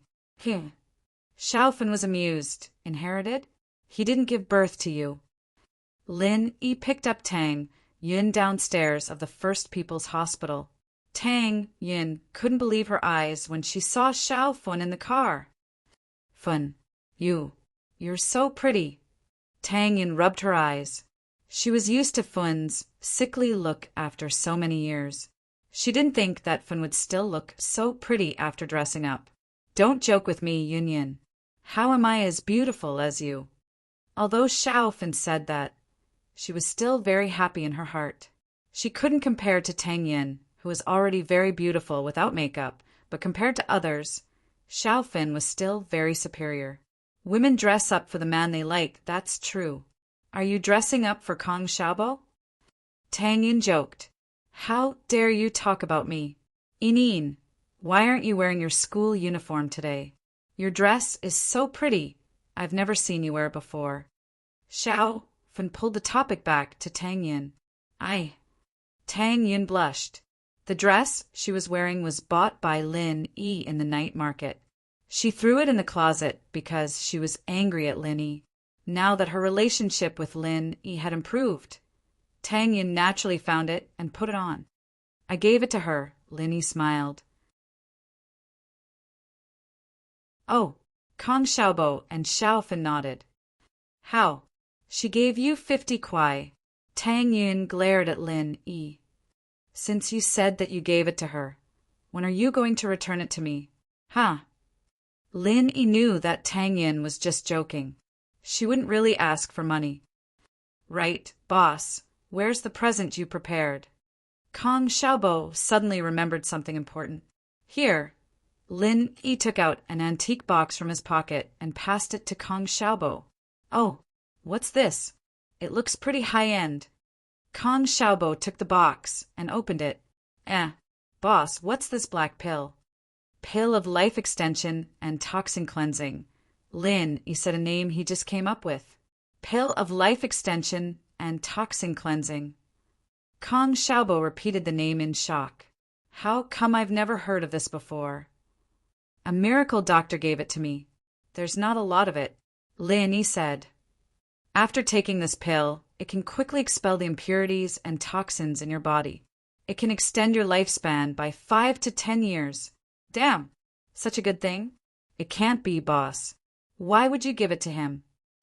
Kong Xiaobo's words made Tang Yun and Xiaofan speechless. Isn't he your second grandpa? Lin Yi was also speechless. That's true, but he hasn't been good to my family for the past few years. I might as well give it to Xiaofan. Kong Xiaobo wanted to say that he ate it, but he remembered Xiaofan and said it. Xiaofan was touched, but she still said, We're young. We don't need to eat this, right? Xiaofan is right. Lin Yi nodded. You're young. Even if you expel the toxins, you won't be able to expel much. It's especially effective for the elderly. So that's the case. Kong Xiaobo came to a realization. But it's a waste to give it to him. I might as well keep it for myself. I still have more when you need it. I'll keep it for you. Lin Yi smiled. You should give it to your second grandpa. Okay. Kong Xiaobo looked at the pill with a pained expression. Boss, you're not lying to me, right? Is this thing really that magical? It's not magical. It's based on science. The more toxins there are in the body, the more harmful it is to the body, especially for the elderly. If you don't pay attention when you're young, the toxins will accumulate in your body. Lin Yi explained. This thing is used to expel toxins from the body. It doesn't have any other functions. I see. Kong Xiaobo nodded. Okay, I'll give it to him since he's my second grandpa. Lin Yi drove to the provincial capital, Donghai City. Donghai City was the provincial capital. It wasn't far from Songshan City, but it wasn't too close either. It was about a 3-hour drive. Lin Yi's shabby van couldn't drive very fast. If other cars drove for more than 3 hours, Lin Yi had to drive for more than 4 hours. It couldn't be helped. The van's speed couldn't be picked up, and it would easily fall apart. When the four of them arrived at the provincial capital, Donghai City, it was already 6 o'clock at night. Where are we going? Lin Yi had no sense of direction after getting off the highway. He knew nothing about the provincial capital, Donghai City.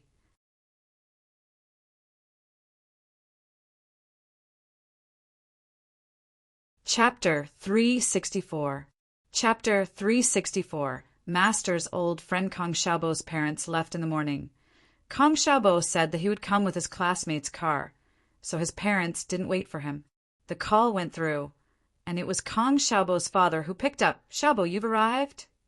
Yeah, we just got off the highway. We're at the entrance of Donghai City. Kong Xiaobo said, Dad, where are you staying? I'll go look for you. I'm staying at Moon on the Sea Hotel, sigh.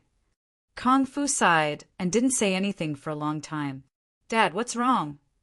Kong Xiaobo paused. He felt like his father had something he couldn't say. Dad, where are you? I'm staying at the hotel your second grandpa arranged for me. Kong Fu said, but Xiaobo, bring your classmates to another hotel, one that's more luxurious. Don't neglect them. Ah? Kong Xiaobo froze. Dad, why are we staying outside? Didn't second grandpa book the whole hotel already? Sigh. Your second grandpa's family only reserved one room for us 3. Kong Fu said, they can't let you come back to stay by yourself, can they? Didn't you tell them that I'm bringing classmates? Kong Xiaobo panicked. I did, but your second uncle said that he was too busy and forgot. Kong Fu sighed, whether he really forgot or not. I don't want to pursue it. But your second uncle's words are too infuriating. He said that your classmates can just find a hotel that's 30 to 20 yuan and he'll pay for it. Look, what are you talking about? Moon on the Sea. Isn't that the hotel we went to last time? Didn't he book the whole resort? Why aren't there any empty rooms? Kong Xiaobo felt like he had lost face. Lin Yi, Tang Yin, and Xiao Fan heard his father's conversation clearly. It made him angry. He said there will be VIPs. Forget it, Xiaobo, Dad will pay for you. Take your classmate to a more luxurious hotel. Kong Xiaobo's father was unwilling to argue on this topic. Don't neglect your classmate. Okay. Kong Xiaobo hung up the phone. He was so angry that he wanted to punch the car shed, but he finally retracted his hand. What AF asterisk king bully? Why? Last time on his second grandpa's birthday, Kong Mingming found a bunch of scoundrel friends, and they were all arranged to stay in the hotel. Many of them even had single rooms. His friends were fine, but his classmates had to stay in the hotel. What kind of logic was that? Forget it, Xiaobo. Lin, he didn't think much of it. Then let's find a place ourselves. Boss, you don't know. Moon on the Sea is actually a resort. It's huge. How can there be no rooms? Kong Xiaobo said hatefully, I think they are looking down on us. Ah, Moon on the Sea? Lin, he was slightly stunned. Is that the name? Why? Boss, you know this hotel too? Kong Ming Ming looked at Lin Yi's stunned expression and asked curiously. Wait, let me make call. Lin Yi hesitated for a moment before opening the door and getting out of the car. Although Lin Yi didn't want to use his previous connections, this was his last mission. After the mission, he wanted to live an ordinary life. Even if he had to be the Missy's follower for the rest of his life, he would accept it. This was because this kind of life without bullets and blood on the edge was too nostalgic. However, this time because of Kong Xiaobo, the only brother he knew after integrating into his ordinary life, Lin Yi decided to make an exception for him. Lin Yi walked to a position a little further away from the van and dialed a number. After the phone call went through, it was quickly picked up on the other side. There was a pleasant female voice. Eagle. How did you guess it was me? Lin Yi was slightly stunned. The location of the call is Donghai City. The voice was a little reproachful. At present, except for you who has a special mission there is no one there. Oh? As expected of the princess of the hacker world. Lin Yi smiled bitterly. You can immediately know my location. Even if I don't know your location, I can still deduce that your phone number belongs to Songshan. Princess snorted lightly. Locating your location is just a confirmation. Fine. I admit I'm not good at computers. Lin Yi surrendered. I have something to ask you. Is the Moon on the Sea Hotel in Donghai operated by our people? I think I saw it on a PDA before. Where's your PDA? Princess didn't answer, but asked in return. My old man took it to play games. Lin Yi sweated, and he said this mission is not dangerous, so he doesn't need that thing. Play games? Princess was obviously speechless, but she didn't have the right to criticize old Lin. She could only pretend not to hear. It's operated by our people. Okay, give me the contact number of the person in charge, Lin Yi said. His contact number is... The princess gave him the contact number. Okay, then I'll hang up first. Lin Yi noted down the contact number. Don't you have anything else to say to me? Princess asked in return. What else? Lin Yi was stunned. Goodbye. Before Lin Yi could say anything else, the call was already hung up. Looking at the phone being hung up, Lin Yi smiled helplessly. This girl, what's wrong with her again? What Lin Yi didn't expect was that the owner of the Moon on the Sea Hotel in Donghai was not only one of his people, but also an old friend of his master. Although they hadn't met before, he had heard his master mention this person more than once. Lin Yi followed the contact number provided by Princess and dialed his number. Hello, who are you looking for? After the call was connected, a deep male voice came from the other side. Uncle Tian. Lin Yi asked tentatively. You are. The man who was addressed as Uncle Tian was not sure who this person was. I am Lin Yi. Lin Yi said his name. On the other side of the phone, Uncle Tian was stunned. He fell silent as if digesting the name. After a while, he asked tentatively, Boss, last disciple? That's me, Lin Yi said. Please tell me your code name and password in the organization. Uncle Tian was obviously a cautious person. Eagle, password is... Lin Yi said a code that was a combination of numbers and English.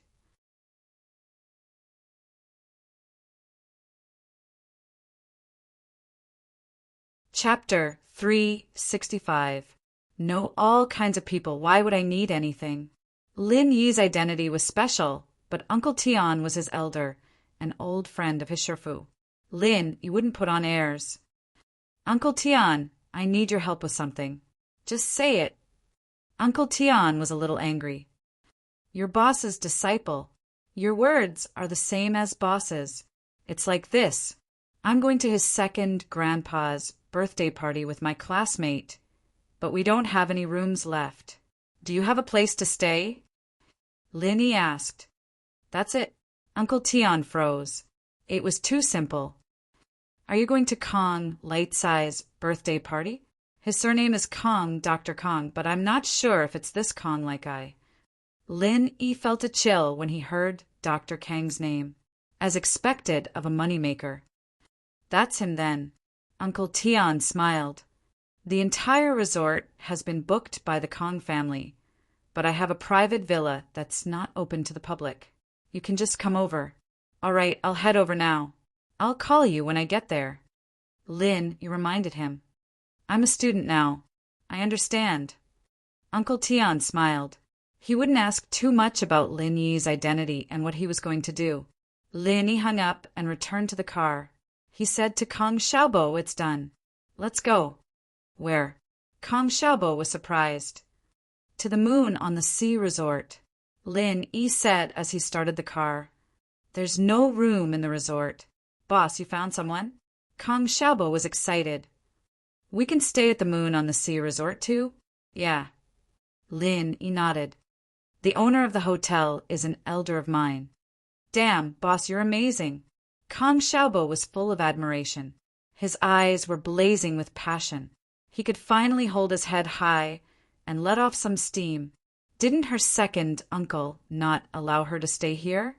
And he stayed there. It doesn't matter if he doesn't have a room. I don't need to prepare a room for him. I have a room to stay in. Seeing how excited Kong Xiaobo was, Tang Yin looked at Lin Yi curiously. This guy seemed to be able to solve any trouble easily. Did he know the owner of Donghai Ocean Moon Hotel? He knew quite a few people. Oh, well, don't be angry. Not only do we have a room to live in, but we also live in a villa. Lin Yi smiled and comforted Kong Xiaobo. Villa? It can't be? Kong Xiaobo's eyes widened. I heard that Bright Moon over the sea has a total of 30 independent villas. Only 20 of them are open to the public, and 10 of them are for private use. That's right, boss, you know their boss. Naturally, you have a villa for private use. Although Lin Yi didn't know where Bright Moon over the sea hotel was, he removed the GPS from Yushu's Beetle and installed it in his car before he left. It was a very famous hotel. Lin Yi searched for it on the GPS and found a clear route to the hotel. Kong Xiaobo's second uncle, Kong Mingming's father, was standing at the entrance of Bright Moon over the sea resort with Kong Mingming, welcoming the guests. As for Kong Xiaobo's uncle, he was the CEO of Dr. Kang's medical group. His position was much more important than Kong Xiaobo's second uncle. He was currently in the hotel with a few important guests. Boss, that's my second uncle. The one beside him is Kong Mingming.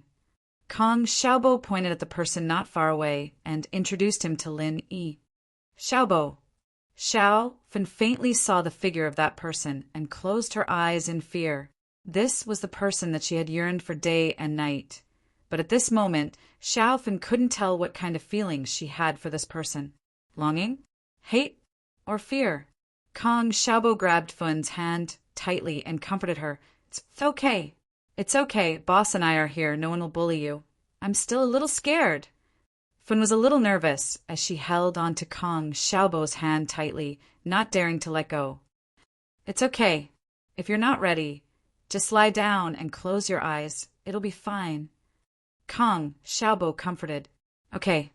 Fan nodded and followed Kong Xiaobo's instructions, closing her eyes and lying down. Beep, beep. Lin Yi pressed the horn twice in front of the railing of the resort's driveway. Kong Mingming took a glance at Lin Yi's car and walked over impatiently. He complained to the security guard beside him. Can't your hotel's delivery car go through the back door? How many times have I told you? If you go through the front door, wouldn't it affect the guest's mood? Yes, second young Master Kong. The security guard apologized carefully, but when he looked at the license plate of Lin Yi's van, he was a little puzzled. I don't know this car. Is he a delivery car for the hotel? Delivery car, go through the back door. Kong Mingming ran over impatiently and shouted at Lin Yi while waving his hand. I'm not a delivery car. I'm here to stay. Lin Yi was a little speechless. This was the second time he was mistaken as a delivery car. Stay. This place has been booked. by my family. There are no more rooms. You should go somewhere else." After Kong Ming Ming finished, he ignored Lin Yi and walked back.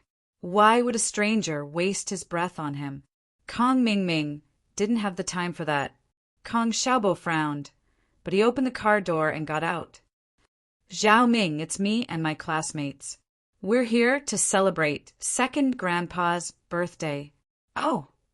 Kong Ming Ming saw Kong Xiaobo get out of the car, and he was obviously stunned. Didn't he ask his father to tell Kong Xiaobo not to come and stay outside? Kong Ming Ming didn't have a good impression of Kong Xiaobo. At his grandpa's birthday party, Kong Xiaobo didn't give him any face at all. He was cold to his big brother, which made Kong Ming feel very embarrassed. Which of his relatives did not fawn over him with the utmost respect? "Why are you, Kong Xiaobo, so arrogant? Although you're also a member of the Kong family, you're not from my bloodline. What's there to be arrogant about? All right, since you're so arrogant, then just you wait." When Kong Ming Ming heard that Kong Xiaobo invited his classmates to his grandpa's birthday party, he subconsciously thought that Kong Xiaobo wanted to show off his family's power to his classmates. His second grandpa was the famous Dr. Kong. However, since Kong Ming already had a grudge against Kong Xiaobo, how could he let him have his way? "Since you want to show off, I'll make you lose face." Therefore, he purposely asked his father to tell Kong Xiaobo's father that there was no more room in the resort. He asked Kong Xiaobo to find a hotel to stay with his classmates and then reimburse him.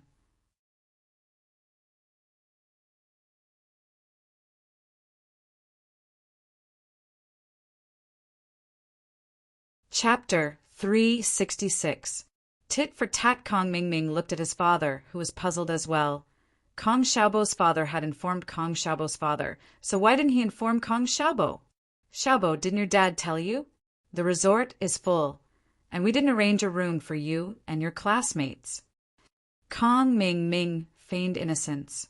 "How about this? Why don't you and your classmates stay at the hotel next door? There's a small hotel there. It's only 30 to 40 kuai a night. I'll reimburse you tomorrow." "Oh, Zhao Ming, you don't have to worry about that. We've already booked a room here," Kong Xiaobo said faintly. "We don't need you to arrange it." What?" Kong Ming Ming blinked.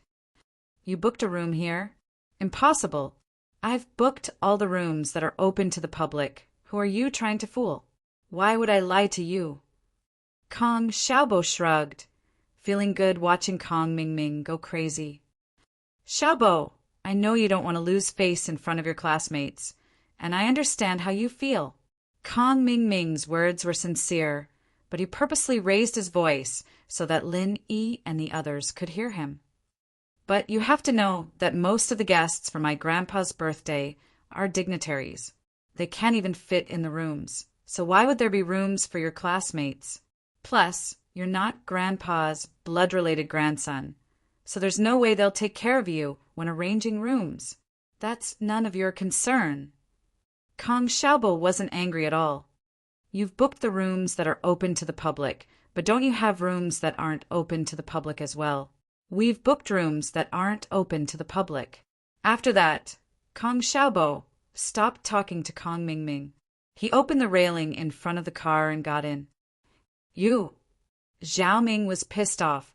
Perhaps it was because Xiaobo knew the staff here, or maybe he'd arranged a staff restroom for them. Still, he wasn't satisfied with letting him in just like that. "Forget it, illuminate." Kong Ming Ming's father waved his hand. Although he also looked down on his nephew's family, as an elder he couldn't do too much. "What the hell is this? Do you think you're some big shot now?" Kong Ming Ming watched as Lin Yi's old car drove into the resort. He couldn't help but curse. "Isn't it embarrassing to drive a lousy car?" "All right, illuminate. Your grandfather still cares about his face. Don't be too rude in front of outsiders. Anyway, he's a relative who doesn't interact with you all year round. If he wants to show off, then let him. He won't get any practical benefits anyway." Kong Ming Ming's father Kong, so Pooh, shook his head and smiled as he welcomed an Audi that was about to drive into the resort. CEO Wang, you're here too. After Lin Yi entered the resort, he contacted Uncle Tian. Because of Lin Yi's repeated refusal and instructions, Uncle Tian didn't come out to welcome him personally. Instead, he sent a confidant to welcome Lin Yi.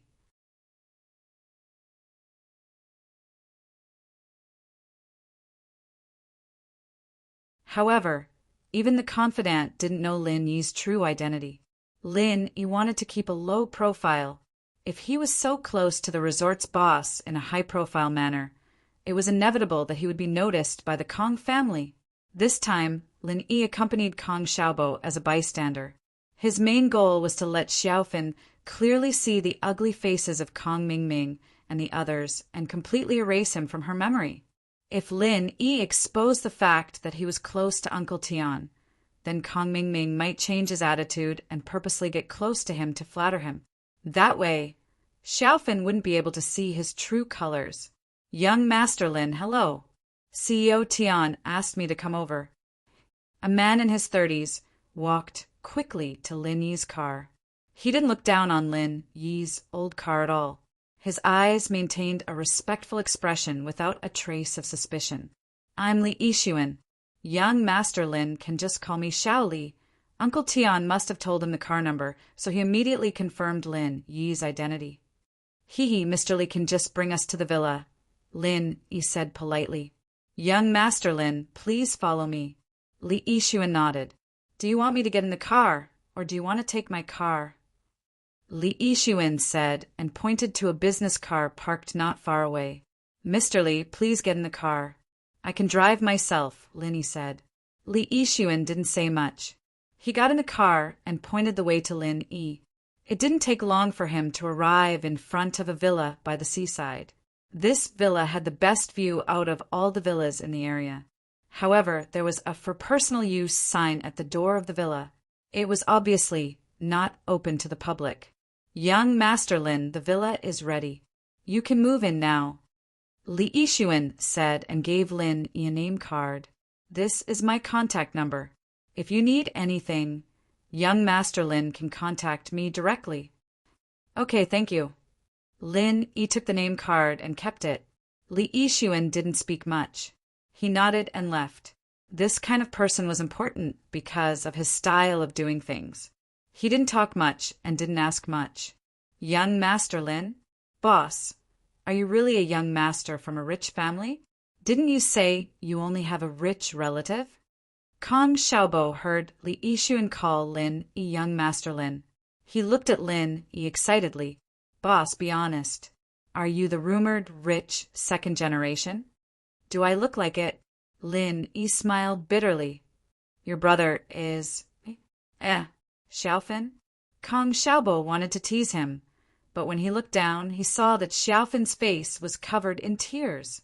He was so scared that his heart was about to explode. Xiaofan, don't cry. What's wrong? Lin Yi and Tang Yun heard Kong Xiaobo's voice. They turned around and saw Xiaofan's tear-stained face. However, Lin Yi and Tang Yun didn't know what to say. This was expected. Xiaofan saw Kong Mingming again. Although they didn't meet face to face, just looking at him from afar was enough to shake Xiaofan's fragile heart. At this time, only Kong Xiaobo could comfort her. Lin Yi and Tang Yin didn't know what to say. Xiaobo, carry Xiaofan into the room and comfort her. Lin Yi suggested. Okay. Kong Xiaobo nodded and ran into the villa with Xiaofan in his arms. Let's go in later. Lin Yi sighed. He stopped the car in front of the villa and turned off the engine.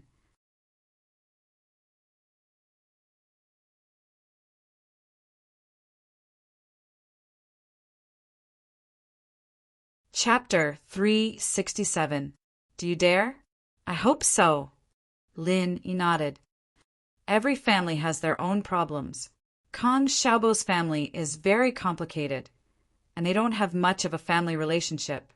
Yeah, a rich family like that can't even compare to us poor families. Tang Yin said. They don't have that much wealth. and they don't have that many problems. Right. How's your brother's situation?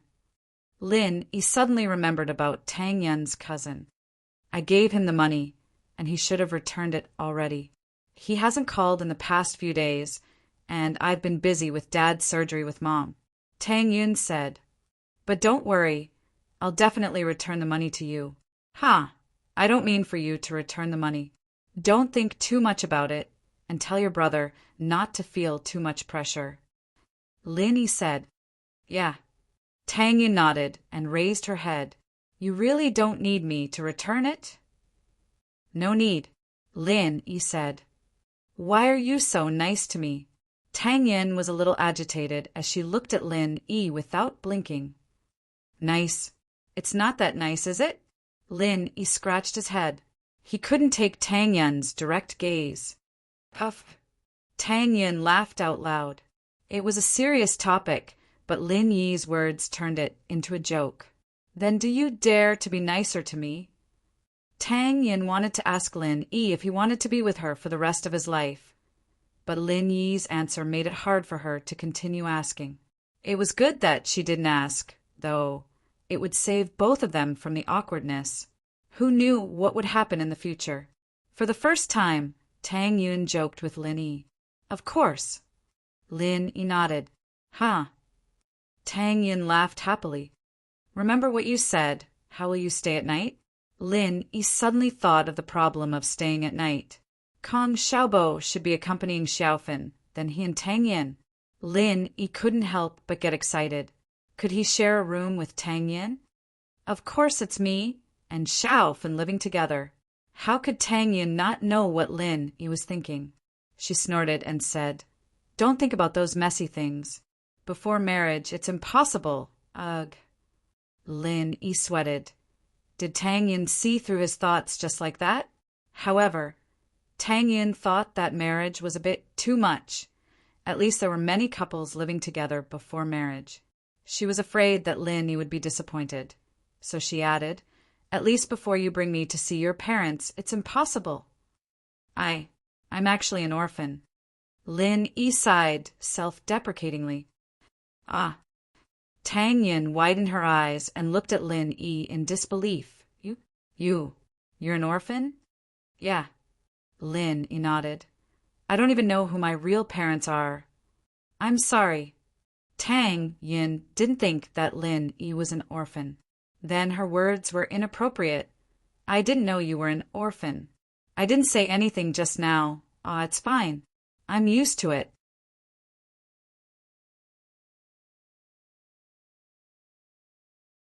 Lin Yi shook his head indifferently, but my family has an old man who raised me up and a strict master. Speaking of which, they are my elders. I'll bring you to see them when the time comes. And Tang Yun saw that Lin Yi wasn't disappointed and secretly sighed in relief. At the same time, she was happy that Lin Yi planned to bring her to see his old man and master. Although she didn't know who these two people were, she knew that they weren't ordinary people. Otherwise, if Lin Yi was willing to bring her there, it meant that he approved of her. Tang Yin thought that Lin Yi was a rich young master, but she didn't think that he was an orphan. Although Tang Yin knew more about Lin Yi and knew that he didn't have the temperament of a rich young master, she just thought that it was because he had a good upbringing. She didn't know that his background was like this. However, Tang Yin put down the idea that Lin Yi's family was out of reach. She was afraid that Lin Yi's family was rich and wouldn't admit her relationship with Lin Yi. Now, it seemed that this worry was unnecessary. It made Tang Yin feel much better. Boss, come in. Xiaofan is asleep.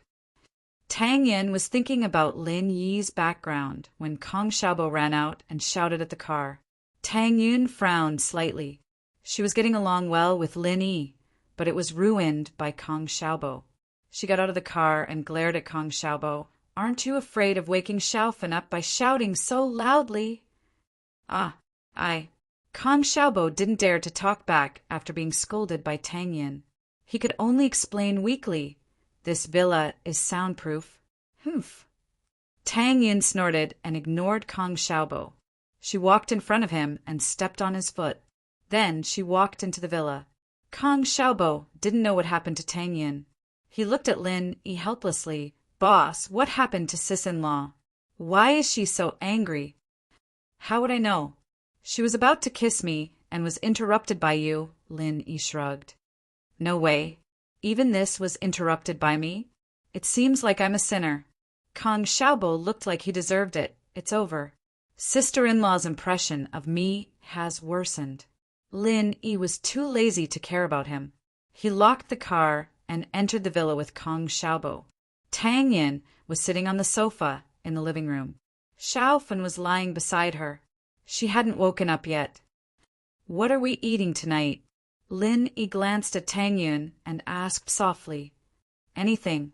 Instant noodles will do. Why don't we wait for Xiaofan to wake up?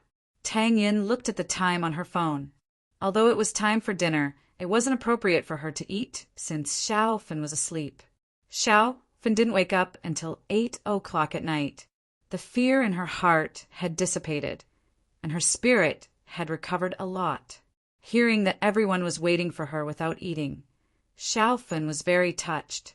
She said embarrassedly, I'm sorry I made everyone worry. Xiaofan, we are actually here to accompany you.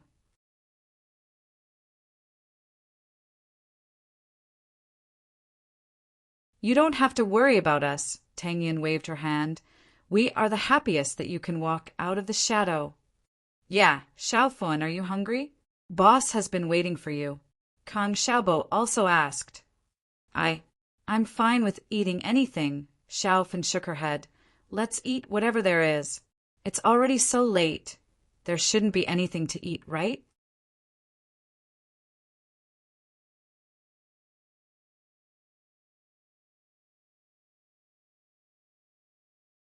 Chapter 368. The troublemaker is here as for tomorrow's birthday banquet. It was an important occasion. Kong Mingming wouldn't be so rude as to make fun of Xiaofan. Although he and Kong Xiaobo were from different branches, they were still part of the Kong family in front of outsiders. If Kong Mingming were to attack Kong Xiaobo, then he would only be a laughing stock. So tomorrow was the best time to bring Xiaofan out and let her and Kong Mingming end things. After Kong Xiaobo gave the gift, they would leave quickly. There's instant noodles here. Let's eat first. Lin Yi opened the glass cabinet and took out the instant food. There were instant noodles, instant rice, ham sausages, and other instant food. These people weren't picky people. It didn't matter what they ate as long as there was food to fill their stomachs. After eating the instant noodles, everyone went to rest. Tang Yin supported Xiaofan to a room upstairs, not giving Lin Yi and Kong Xiaobo any chance.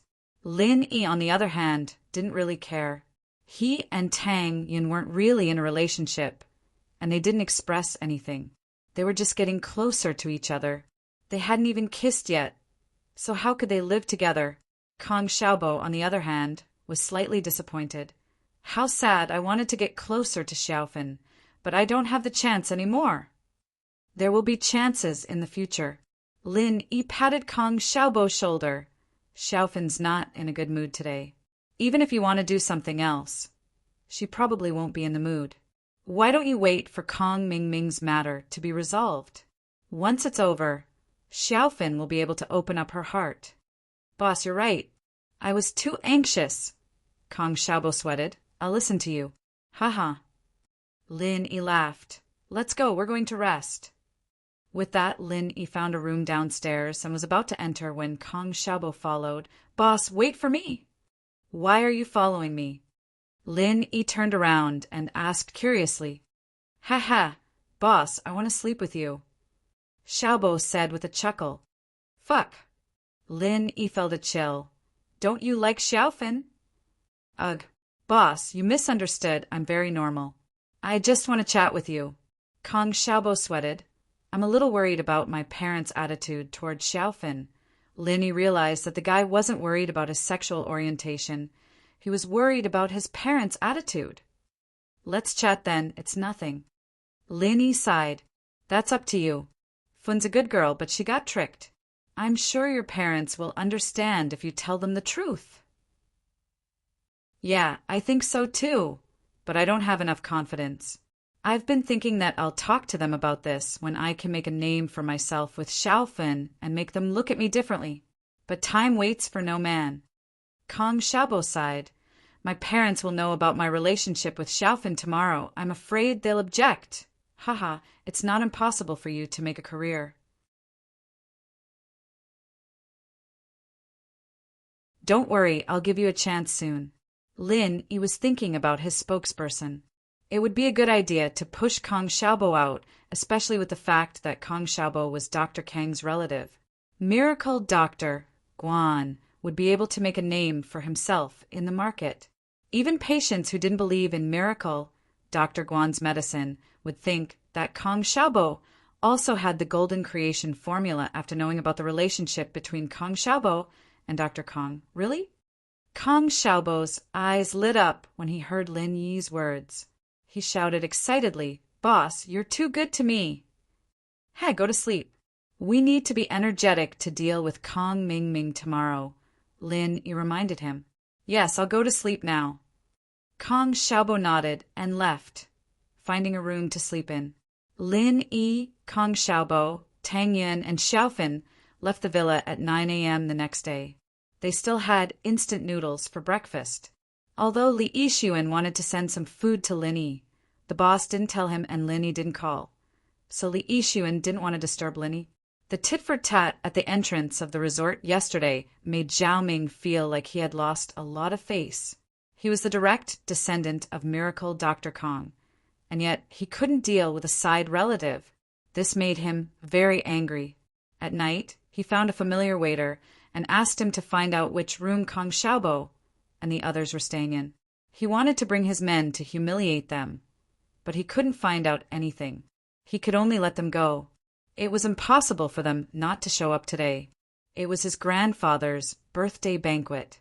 Kong Xiaobo and the others would definitely come. Kong Mingming brought his men to wait at the entrance of the banquet hall. When Kong Xiaobo and the others came, he would humiliate them. Do you remember what second young Master Kong said? One of Kong Mingming's men, Zhu Xiaozhang, gave a few bills to the security guards at the entrance and asked them arrogantly, I remember. Don't worry, Zhu bro. A security captain took the bills and said, respectfully, Don't call me Zhu bro. Zhu Xiaozhang glared at him.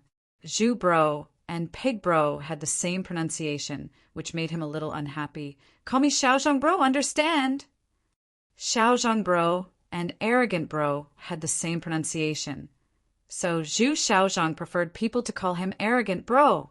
He was Kong Mingming's #1 lackey. With Kong Mingming's name, he was indeed very arrogant. No one dared to mess with him. Yes, arrogant bro. The security captain quickly said, They're here.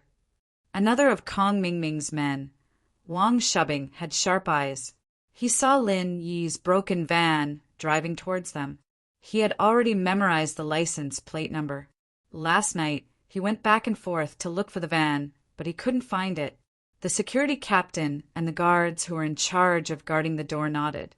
The two understood and rushed towards the van, ready to make trouble. Lin Yi was in the van. He saw Kong Mingming and his men talking to each other. They must be planning something. He curled his lips. Xiaobo, Kong Mingming is standing at the door. He will definitely cause trouble later. Be careful.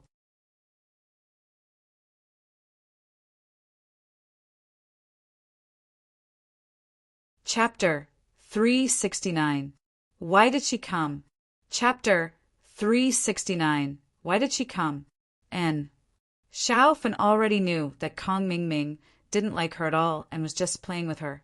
Kong Mingming would never change his mind. Although Kong Mingming's family moved from Songshan to Donghai, the two cities weren't far apart.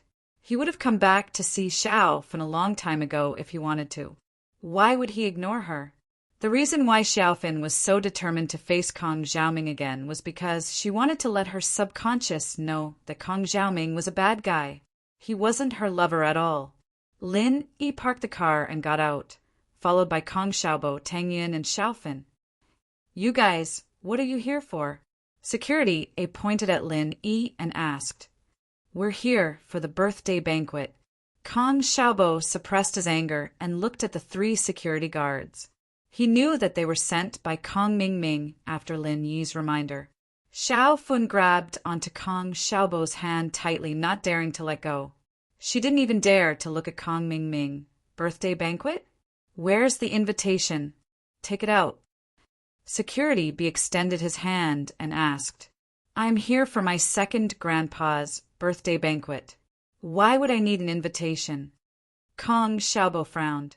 "Your second grandpa? Who's your second grandpa? I think you're all liars, aren't you?" The security captain spoke up with a slanted glance.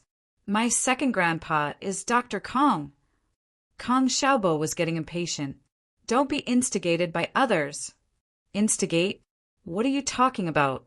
The security captain was angered. "Look at you guys, dressed like this, wearing rags that only cost tens of kwai. Who would believe that Dr. Kong is your second grandpa? And you're here for the birthday banquet? I think you're all liars, right? Are you here to scam food and drink? Who are you calling a liar?" Kong Xiaobo was anxious. Lin Yi tugged at Kong Xiaobo, motioning him to calm down. He glanced at the security captain and said lightly, "What's your name?" "What the F asterisk CK? Do you care about my name? I'm telling you, you liars should leave as soon as possible, or I'll call the police." The security captain sneered and did not answer Lin Yi's words. "Looks like I have to give brother Li Yixuan a call. Why are the security guards under him so high class? Kick the guests out." Lin Yi shook his head in disdain and reached into his pocket. "Where did I put the business card? Oh, here it is." Seeing that Lin Yi mentioned Li Yixuan's name and really took out Li Yixuan's name card to make a call, the security captain was immediately dumbfounded. Of course, he knew what kind of person Li Yixuan was. He was the confidant of the big boss, President Tian. In this resort, when President Tian was not around, he was President Tian's spokesperson. Not to mention that he was just a small security captain. Even the security captain or the security manager was nothing in front of Li Yixuan. Previously, when he helped Kong Mingming to cause trouble for Lin Yi, the security captain was only doing it for the sake of money. But on Lin Yi's side, it was not as simple as money. If he offended Kong Mingming, at most, he would lose his money. If he offended Lin Yi, he would lose his job. "Big brother, don't call. I have eyes but failed to recognize you. Please don't lower yourself to my level." The security captain was about to cry. It turned out that the person who drove the broken van was the real god. He knew Li Yixuan. Even if their relationship was not that good, and they were just friends, Li Yixuan would definitely not offend Lin Yi for a small security captain like him. In Li Yixuan's eyes, he was just an insignificant person. If he was fired, there would be too many people who would want to replace him. On the other side, on Kong Mingming's side, they did not notice the conversation between Lin Yi and the security captain. The person they were paying attention to was Xiao Fin, who was beside Kong Xiaobo. "Second young Master Kong, look at the woman beside your idiot brother. Why does she look like the woman you used to play with?" Zhu Xiaozhong pointed at Xiao Fun and said in surprise, You don't say, but it really looks like that little slut Lan Fun." Kong Mingming also widened his eyes in disbelief. "Wasn't she killed by a car? Why is she still alive?" "I don't know. I gave the driver 500,000 yuan to kill her. Why didn't she die?" Zhu Xiaozhang also thought it was strange. "I spent 500,000 yuan for nothing. Xiaozhang, don't mention this anymore." Kong Mingming glared at him. How could he casually talk about hiring someone to kill someone? Fortunately, the three of them had done bad things together, so no one could criticize each other. Zhu Xiaozhang and Wang Shubing were involved in Xiao Fun's incident. It's just the three of us." Zhu Xiaozhang also felt that he had said something wrong. This matter really couldn't be casually talked about. If it was spread out, he would go to jail. But thinking about it, Xiao Fun's family didn't have much power and was extremely poor. Even if they heard this rumor, they couldn't do anything to them. Why is Xiaofun here? Doesn't she know that I am Kong Xiaobo's brother? Kong Mingming was curious about Xiaofun's purpose of coming here. Logically speaking, if Xiaofun knew that he was Kong Xiaobo's cousin, she wouldn't come here to embarrass herself. He didn't think that Xiaofun was here to cause trouble.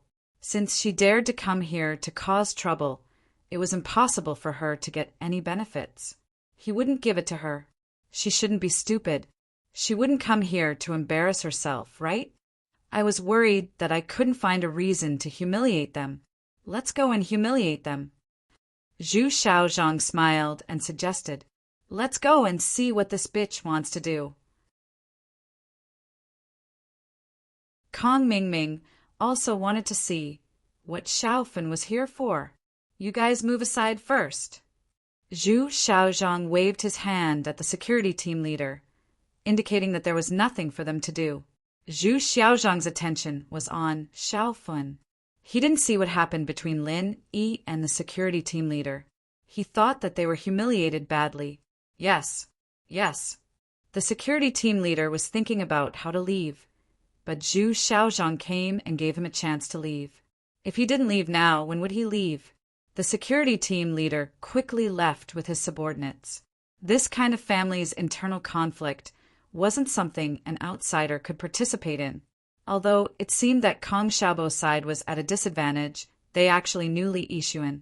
The security team leader regretted it. If he knew this would happen, he wouldn't have gotten involved for a few hundred yuan.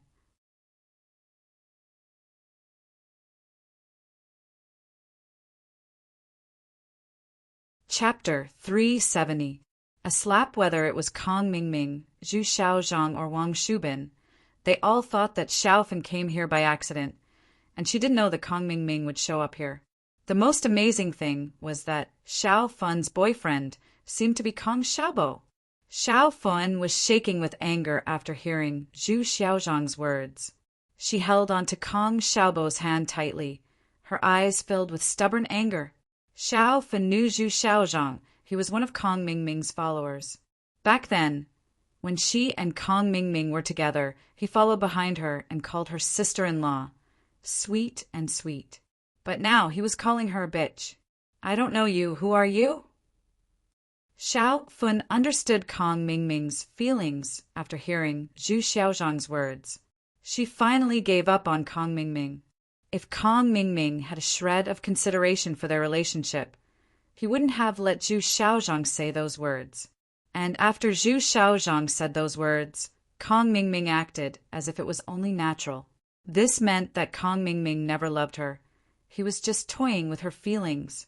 Xiaofun was heartbroken, but she understood that he wasn't her lover. He was a demon. Xiaofun believed all the rumors she heard before. It was said that Kong Mingming changed girlfriends as fast as he changed clothes. She didn't believe it at first, but looking at his face right now, she had to believe it. Do you think that you can't admit what happened in the past just because you climbed up a high branch? Zhu Xiaozhang looked at Kong Xiaobo with a grin. Kid, did she trick you? Don't you know she's a second-hand trash? Our second young, Master Kong, played with her until she was ruined. And you picked her up and treated her like a treasure? Yeah, Xiaobo, this woman was left behind after I played with her. How could you pick her up? If my uncle found out, wouldn't it be too embarrassing? Kong Mingming walked over with a kind look and said to Kong Xiaobo, Don't be fascinated by this woman just because she looks pure. Kong Mingming, you're shameless. Xiaofun was shaking with anger as she pointed at Kong Mingming. Xiaofun never thought that Kong Mingming would be so shameless. Not only did he dump her, he even slandered her.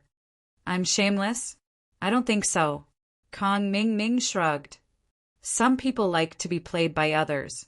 Who is to blame? I'm just reminding my brother not to be tricked by some bitch. Enough.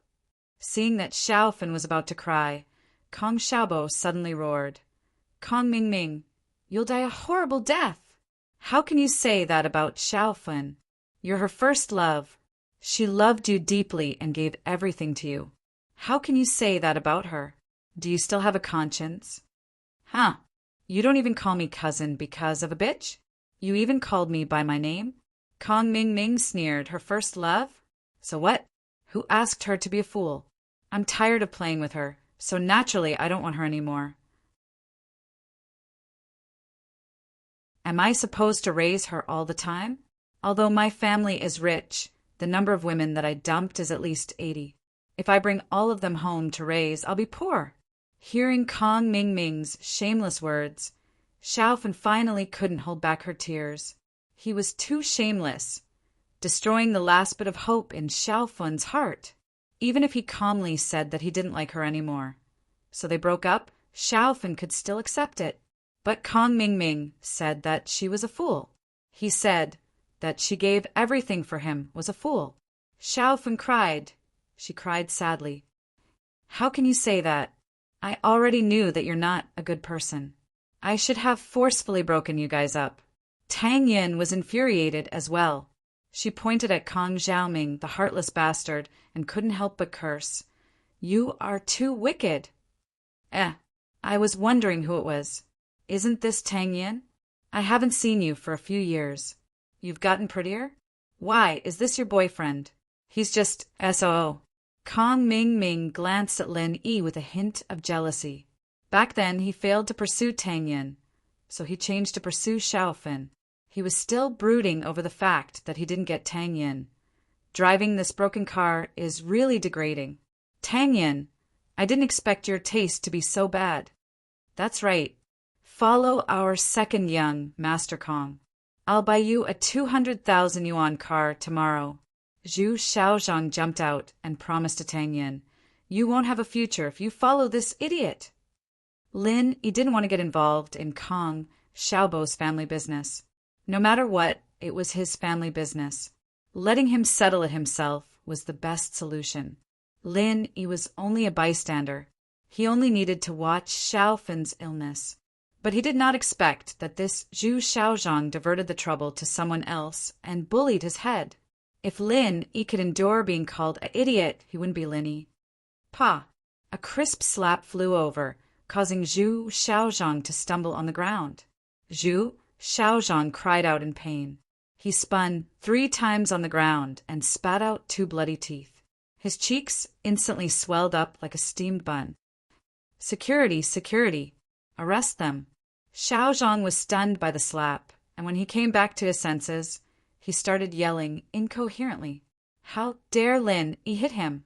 The security captain was hiding far away, watching the confrontation between the 2 groups of House Kong. He wanted to watch the show, but he didn't think that Zhu Xiaozhang would get slapped by Lin Yi. That wasn't a big deal, but the problem was that Zhu Xiaozhang called for security after getting slapped. The security captain was in a difficult position. He regretted not running far away. Now he was in a dilemma. If he went, he would definitely offend Lin Yi. He didn't know what kind of relationship this guy had with Li Yixuan. Offending him wouldn't end well, but they couldn't ignore Zhu Xiaozhang's call. They had just received a few hundred kuai in tips from Zhu Xiaozhang. It wouldn't be right to turn their backs on him so quickly. Moreover, Zhu Xiaozhang was staring at them. As the security guards of the resort, they had to show up. Just as the security captain was in a dilemma, another group of security guards ran over. One of them was a fat security captain. When he heard Zhu Xiaozhang's call for help, he rushed over. Brother Xiaozhang, what's wrong? This fat security captain was called Zhong Dingwei. He was the captain in charge of the banquet hall's security.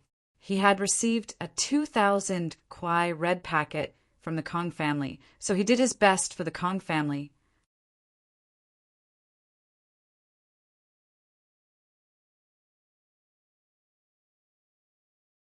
Chapter 371. Another slap. That kid, he hit me. Take him to the security room and teach him a lesson. Zhu Xiaozhang held his cheek as he mumbled. He's here to cause trouble. Zhu Xiaozhang was furious, but no one had dared to hit him since he'd been a lackey for Kong Ming Ming for so many years. As the saying goes, you need to look at the owner before you hit a dog. Naturally, people had to give face to Kong Ming Ming. But he wasn't an idiot. He only told the security to take Lin Yi away, not Kong Xiaobo. No matter what, Kong Xiaobo was still a member of House Kong. Humiliating him was fine, but beating him up would be a big deal. It'd be hard to explain it to Dr. Kong if he asked. Everyone knew that Dr. Kong cared about his face the most. Putting aside how he treated Kong Xiaobo's family in private, he still had to act respectfully on the surface. Otherwise, he wouldn't have invited Kong Xiaobo's family to his birthday party. The captain of the security team, Zhong Dingwei, looked at Lin Yi as he made up his mind. The kid's clothes were all cheap, and he didn't look like he had any background or status. "Kid, how dare you cause trouble in Moon on the Sea Resort? You've got guts. Come with us." Lin Yi. Tang Yin was a little nervous. She pulled on Lin Yi's arm, not wanting him to leave. Although Lin Yi had beaten up the Big Four in school, that was still a school. They were in society now, and these security guards clearly didn't have good intentions. Would Lin Yi be able to come back if he went with them? Lin Yi squeezed Tang Yin's hand and whispered into her ear, "It'll be fine. Don't forget that I know their boss." Tang Yin's ears went soft from Lin Yi's whispers. She blushed and looked at him. Even at a time like this, he still didn't forget to play tricks on her. Lin Yi was right. He knew the boss here. What was there to be afraid of? Zhong Dingwei saw that Lin Yi was ignoring him and whispering to the girl beside him. His face darkened. This was provocation and contempt. "You think you're awesome? I'm talking to you, didn't you hear me?" Zhong Dingwei reached out to pull Lin Yi's collar, but Lin Yi pushed him aside. "Where did the dog come from? Are you retarded? Which eye of yours saw me hit him? I'd say he hit himself." Lin Yi laughed coldly. His eyes suddenly turned to where the security captain was hiding. "Don't you think so?" The captain didn't get along with Zhong Dingwei. He wanted to see Zhong Dingwei make a fool of himself. He didn't think that Lin Yi would ask him to come out and testify. Cold sweat formed on the captain's forehead. He didn't dare offend Lin Yi, but he'd just accepted Zhu Xiaozhang's money. He'd be offending both sides if he kept his mouth shut and wouldn't be getting any favors from either side. The captain made up his mind. He already had a grudge against Zhong Dingwei. So what if he helped Lin Yi testify? Hence, he rushed out and pointed at Zhu Xiaozhang. "I saw it. He hit himself." "Zhong Dingwei, you're the captain of the banquet hall. I'm in charge of the security outside. Why are you sticking your nose in?" "Ah." Zhong Dingwei blinked. "Zhu Xiaozhang hit himself? Is this for real?" However, when he saw Zhu Xiaozhang's vicious eyes, he understood. Zhu Xiaozhang definitely didn't hit himself. Who would be so stupid as to hit themselves for fun? "Old Sui, this has nothing to do with you. Do you want to testify? Do you know who Mr. Zhu Xiaozhang is?" "He's second young Master Kang's." Before Zhong Dingwei finished, he was interrupted by Lin Yi. "It's just a dog." Lin Yi curled his lips. "Ha!" Kong Xiaobo laughed. In this situation, Lin Yi still dared to make such a joke. This made Kong Xiaobo feel very refreshed. All this time, Kong Xiaoming had always been the one suppressing him, but now the people on his side were being trampled by Lin Yi. The most amazing thing was that someone came to testify. Zhu Xiaozhang's face turned the color of pig liver. Kong Mingming's face didn't look too good either. He didn't know where this Lin Yi came from. How could he make Old Sui, the captain of the security team, betray him? "Kid, who the F***ck are you? Do you believe that I won't let you leave Moon on the sea?" Zhu Xiaozhang was going crazy. When had he ever been humiliated like this? He came here to humiliate Kong Xiaobo and Lan Fin. He didn't expect to be humiliated by someone else. If he didn't get his revenge, he wouldn't be able to raise his head in the upper class of Donghai. Slap! It was another loud slap. But this time, no one saw Lin Yi make a move. This time, Zhu Xiaozhang's swollen face was on the right side. According to the palm print, he was hit with his left hand. But now, Lin Yi's left hand was holding Tang Yun's hand. You dare hit me? Captain Joan, did you see this? He was the one who hit me. Hurry up and bring him back. We have a witness here. Let's see if he still won't admit it. Zhu Shaozhong bared his fangs and brandished his claws as he yelled, All of you, keep an eye on him. I'll teach him a lesson after the banquet ends. But this time, Kong Mingming and Wang Shubin didn't speak up for Zhu Shaozhong. Zhong Dingwei, on the other hand, was stunned. The first slap was indeed from Lin Yi, but who was the one who did the second slap? Lin Yi's left hand was holding Tang Yun's hand. This was a fact that everyone saw. Plus, no one saw him make a move. What's wrong with you guys? Zhu Shaozhong waited for a while, but Zhong Dingwei didn't move. Kong Mingming and Wang Shubin didn't say anything either. He felt that something was wrong. You really are a lackey. You only have the IQ of a dog. Lin Yi looked at Zhu Shaozhong with sympathy. You're starting to get delusional. There are so many people here, and no one saw me hit you. But you're saying that I hit you. You're hopeless. I suggest you buy some retarded pills. Maybe it will increase your IQ. Ha ha ha ha. Xiaobo started laughing heartily.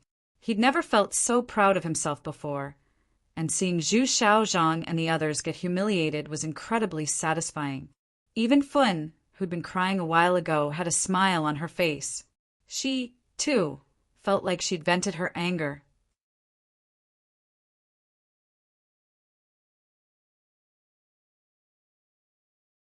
Chapter 372. Suffering in silence. Tang Yin had thought that it was just her imagination, but it seemed like that wasn't the case.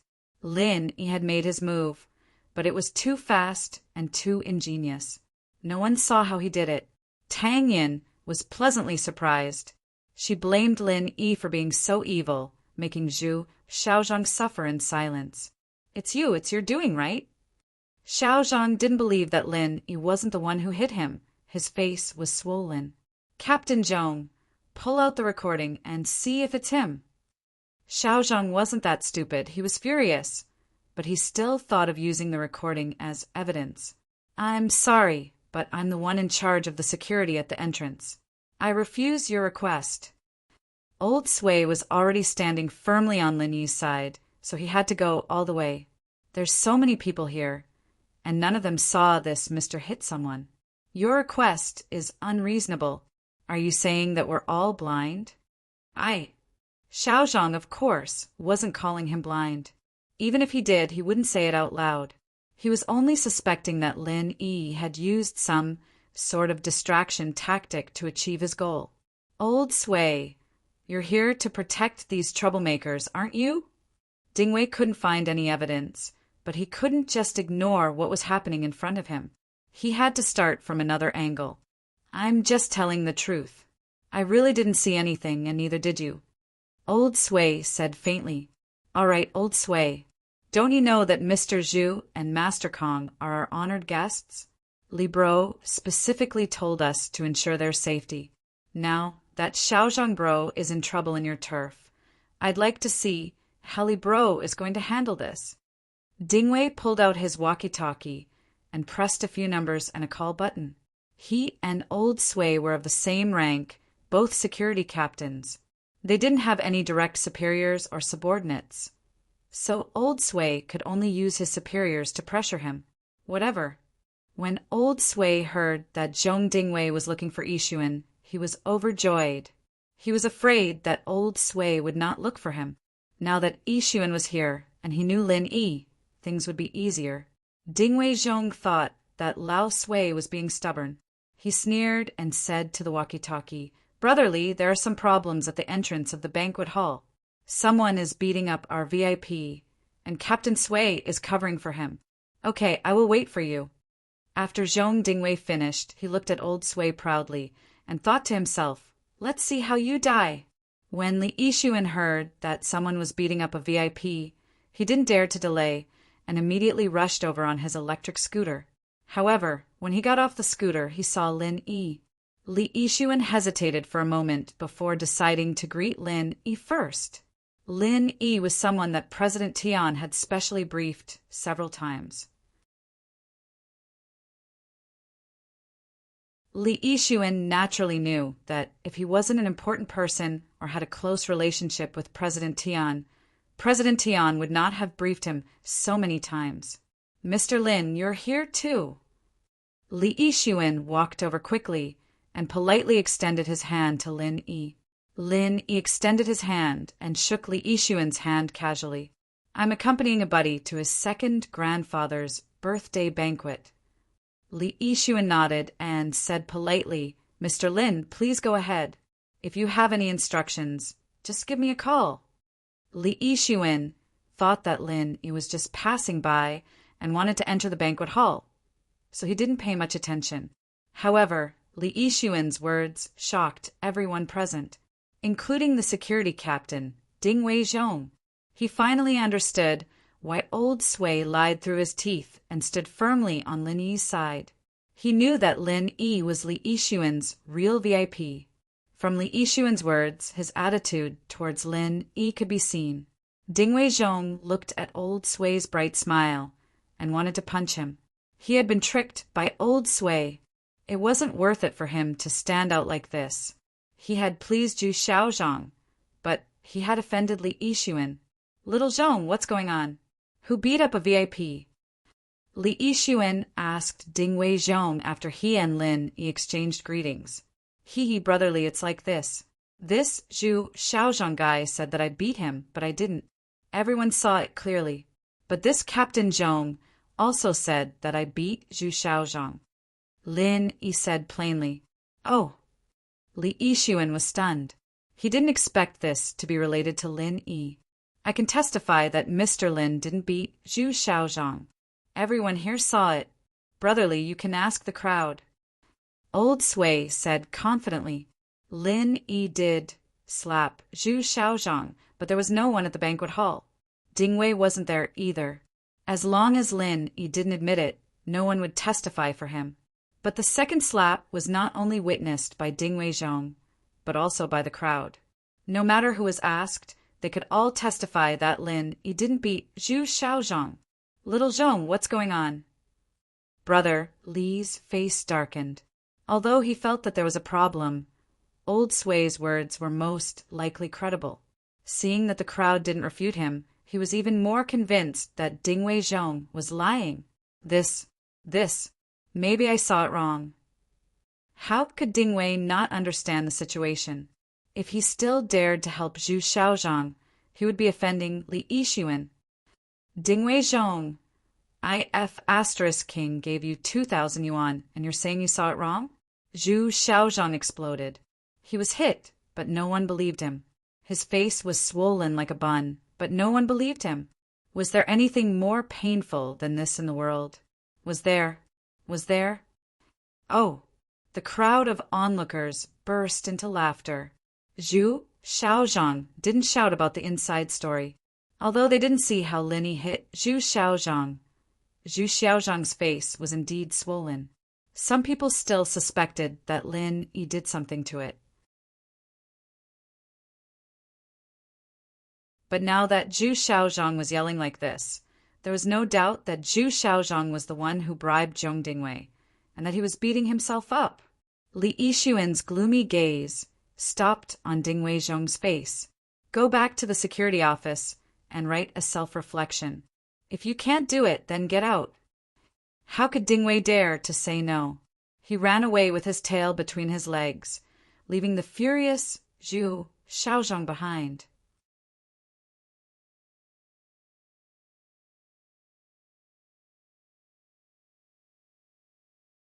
Chapter 373. The first round Kong Mingming knew that he'd be humiliated if he kept this up. There were a lot of onlookers already, and they could prove that Lin Yi didn't hit Zhu Xiaozhang. It was hard to say how Zhu Xiaozhang's face got swollen. Kong Mingming suspected that Lin Yi was behind this, but he couldn't do anything without evidence. If Lin Yi didn't know Li Yixuan, it'd be easier. He could just find an excuse and let the security take him away. But Lin Yi knew Li Yixuan, and from the looks of it, they were close. Lin Yi, right? I'll remember you. Kong Ming glared at Lin Yi, then at Kong Xiaobo and Lan Fun. You're standing up for them, aren't you? I hope you don't regret this. Some people have done things they shouldn't. I wonder if they regret it now. Lin Yi smiled, not taking Kong Ming's threat to heart. Let's go. Kong Xiaoming waved his hand and left with Zhu Xiaozhan and Wang Shubin. They walked towards the banquet hall, unwillingly. Kong Xiaobo really wanted to wave his hands and shout, "Long live the king," 3 times. He thought that today's meeting with Kong Ming would be difficult, full of humiliation and helplessness. Kong Xiaobo was prepared to endure everything. After all, this was Kong Ming's turf, and he wasn't Kong Ming's opponent. He knew that the weak couldn't win against the strong, but he didn't expect that in the first round of battle with Kong Ming, his side would gain the upper hand. Kong Ming had to suffer in silence, and he left with his tail between his legs. Xiaofun, did you see boss's power? With him around, we won't suffer any losses, Kong Xiaobo firmly said as he held onto Xiaofun's hand. And Xiaofun had completely given up on Kong Ming. When she saw Kong Ming's ugly face, Xiaofun felt a sense of relief. She felt that it wasn't worth it for her to be so haggard all these years. She felt that her actions of jumping off the building were laughable. How could she have fallen in love with such a cruel and unscrupulous person? At this moment, Xiaofun had walked out of the shadow in her heart. She could face her life bravely in the future. Because Kong Ming wasn't worth her sacrifice, she could only pretend that she was blind. Seeing the smile on Xiaofun's face, Kong Xiaobo let out a breath of relief. Tang Yin was also happy for her. Xiaofun, have you thought it through? Yes, I've thought it through. I was too stupid in the past. Xiaofun shook her head in self-mockery. This kind of person. How can I like this kind of person? I should cherish what I have now. As she spoke, Xiaofun held onto Kong Xiaobo's hand even tighter. Kong Xiaobo was instantly excited. In the past, although he and Xiaofun had feelings for each other, and they both acknowledged their relationship, Kong Xiaobo knew that there was always a shadow in Xiaofun's heart, and that was Kong Ming. If he didn't get over this, he would always be Kong Ming's substitute. This made Kong Xiaobo very uncomfortable, and it was also the reason why he insisted on bringing Xiaofun to see Kong Ming. But at this moment, Kong Xiaobo knew that Xiaofun had already confessed to him and expressed her feelings. How could Kong Xiaobo not be excited? Young Master Lin, if there's nothing else, I'll be leaving first. Call me if there's anything. Li Yixuan saw that there was nothing else for him to do, so he nodded to Lin Yi and said politely. Lin Yi nodded. Sorry to trouble you, brotherly. Li Yixuan gestured that it was nothing and left on the electric scooter. Lin Yi, Tang Yin, Kong Xiaobo, and Xiaofun walked into the banquet hall, and the crowd followed them. Among these people, there were people who knew Kong Xiaobo and Kong Ming and knew that they were cousins. They only treated the conflict between the younger generation of the Kong family as a joke. Dr. Kang's birthday banquet was a Western-style buffet. Kong Xiaobo brought Lin Yi to a corner of the banquet hall. Actually, the purpose of this time was achieved. Xiaofun saw Kong Ming's true colors and let her walk out of the shadow in her heart, allowing her to have a new life. After entering the banquet hall, Xiaofun's mood was a little down. She must have been affected by the previous incident. Although she was completely disappointed in Kong Ming, anyone who encountered such an incident would feel bad, especially after being stupid for so many years, persevering for so many years, and in the end it was all for naught. Anyone would feel uncomfortable.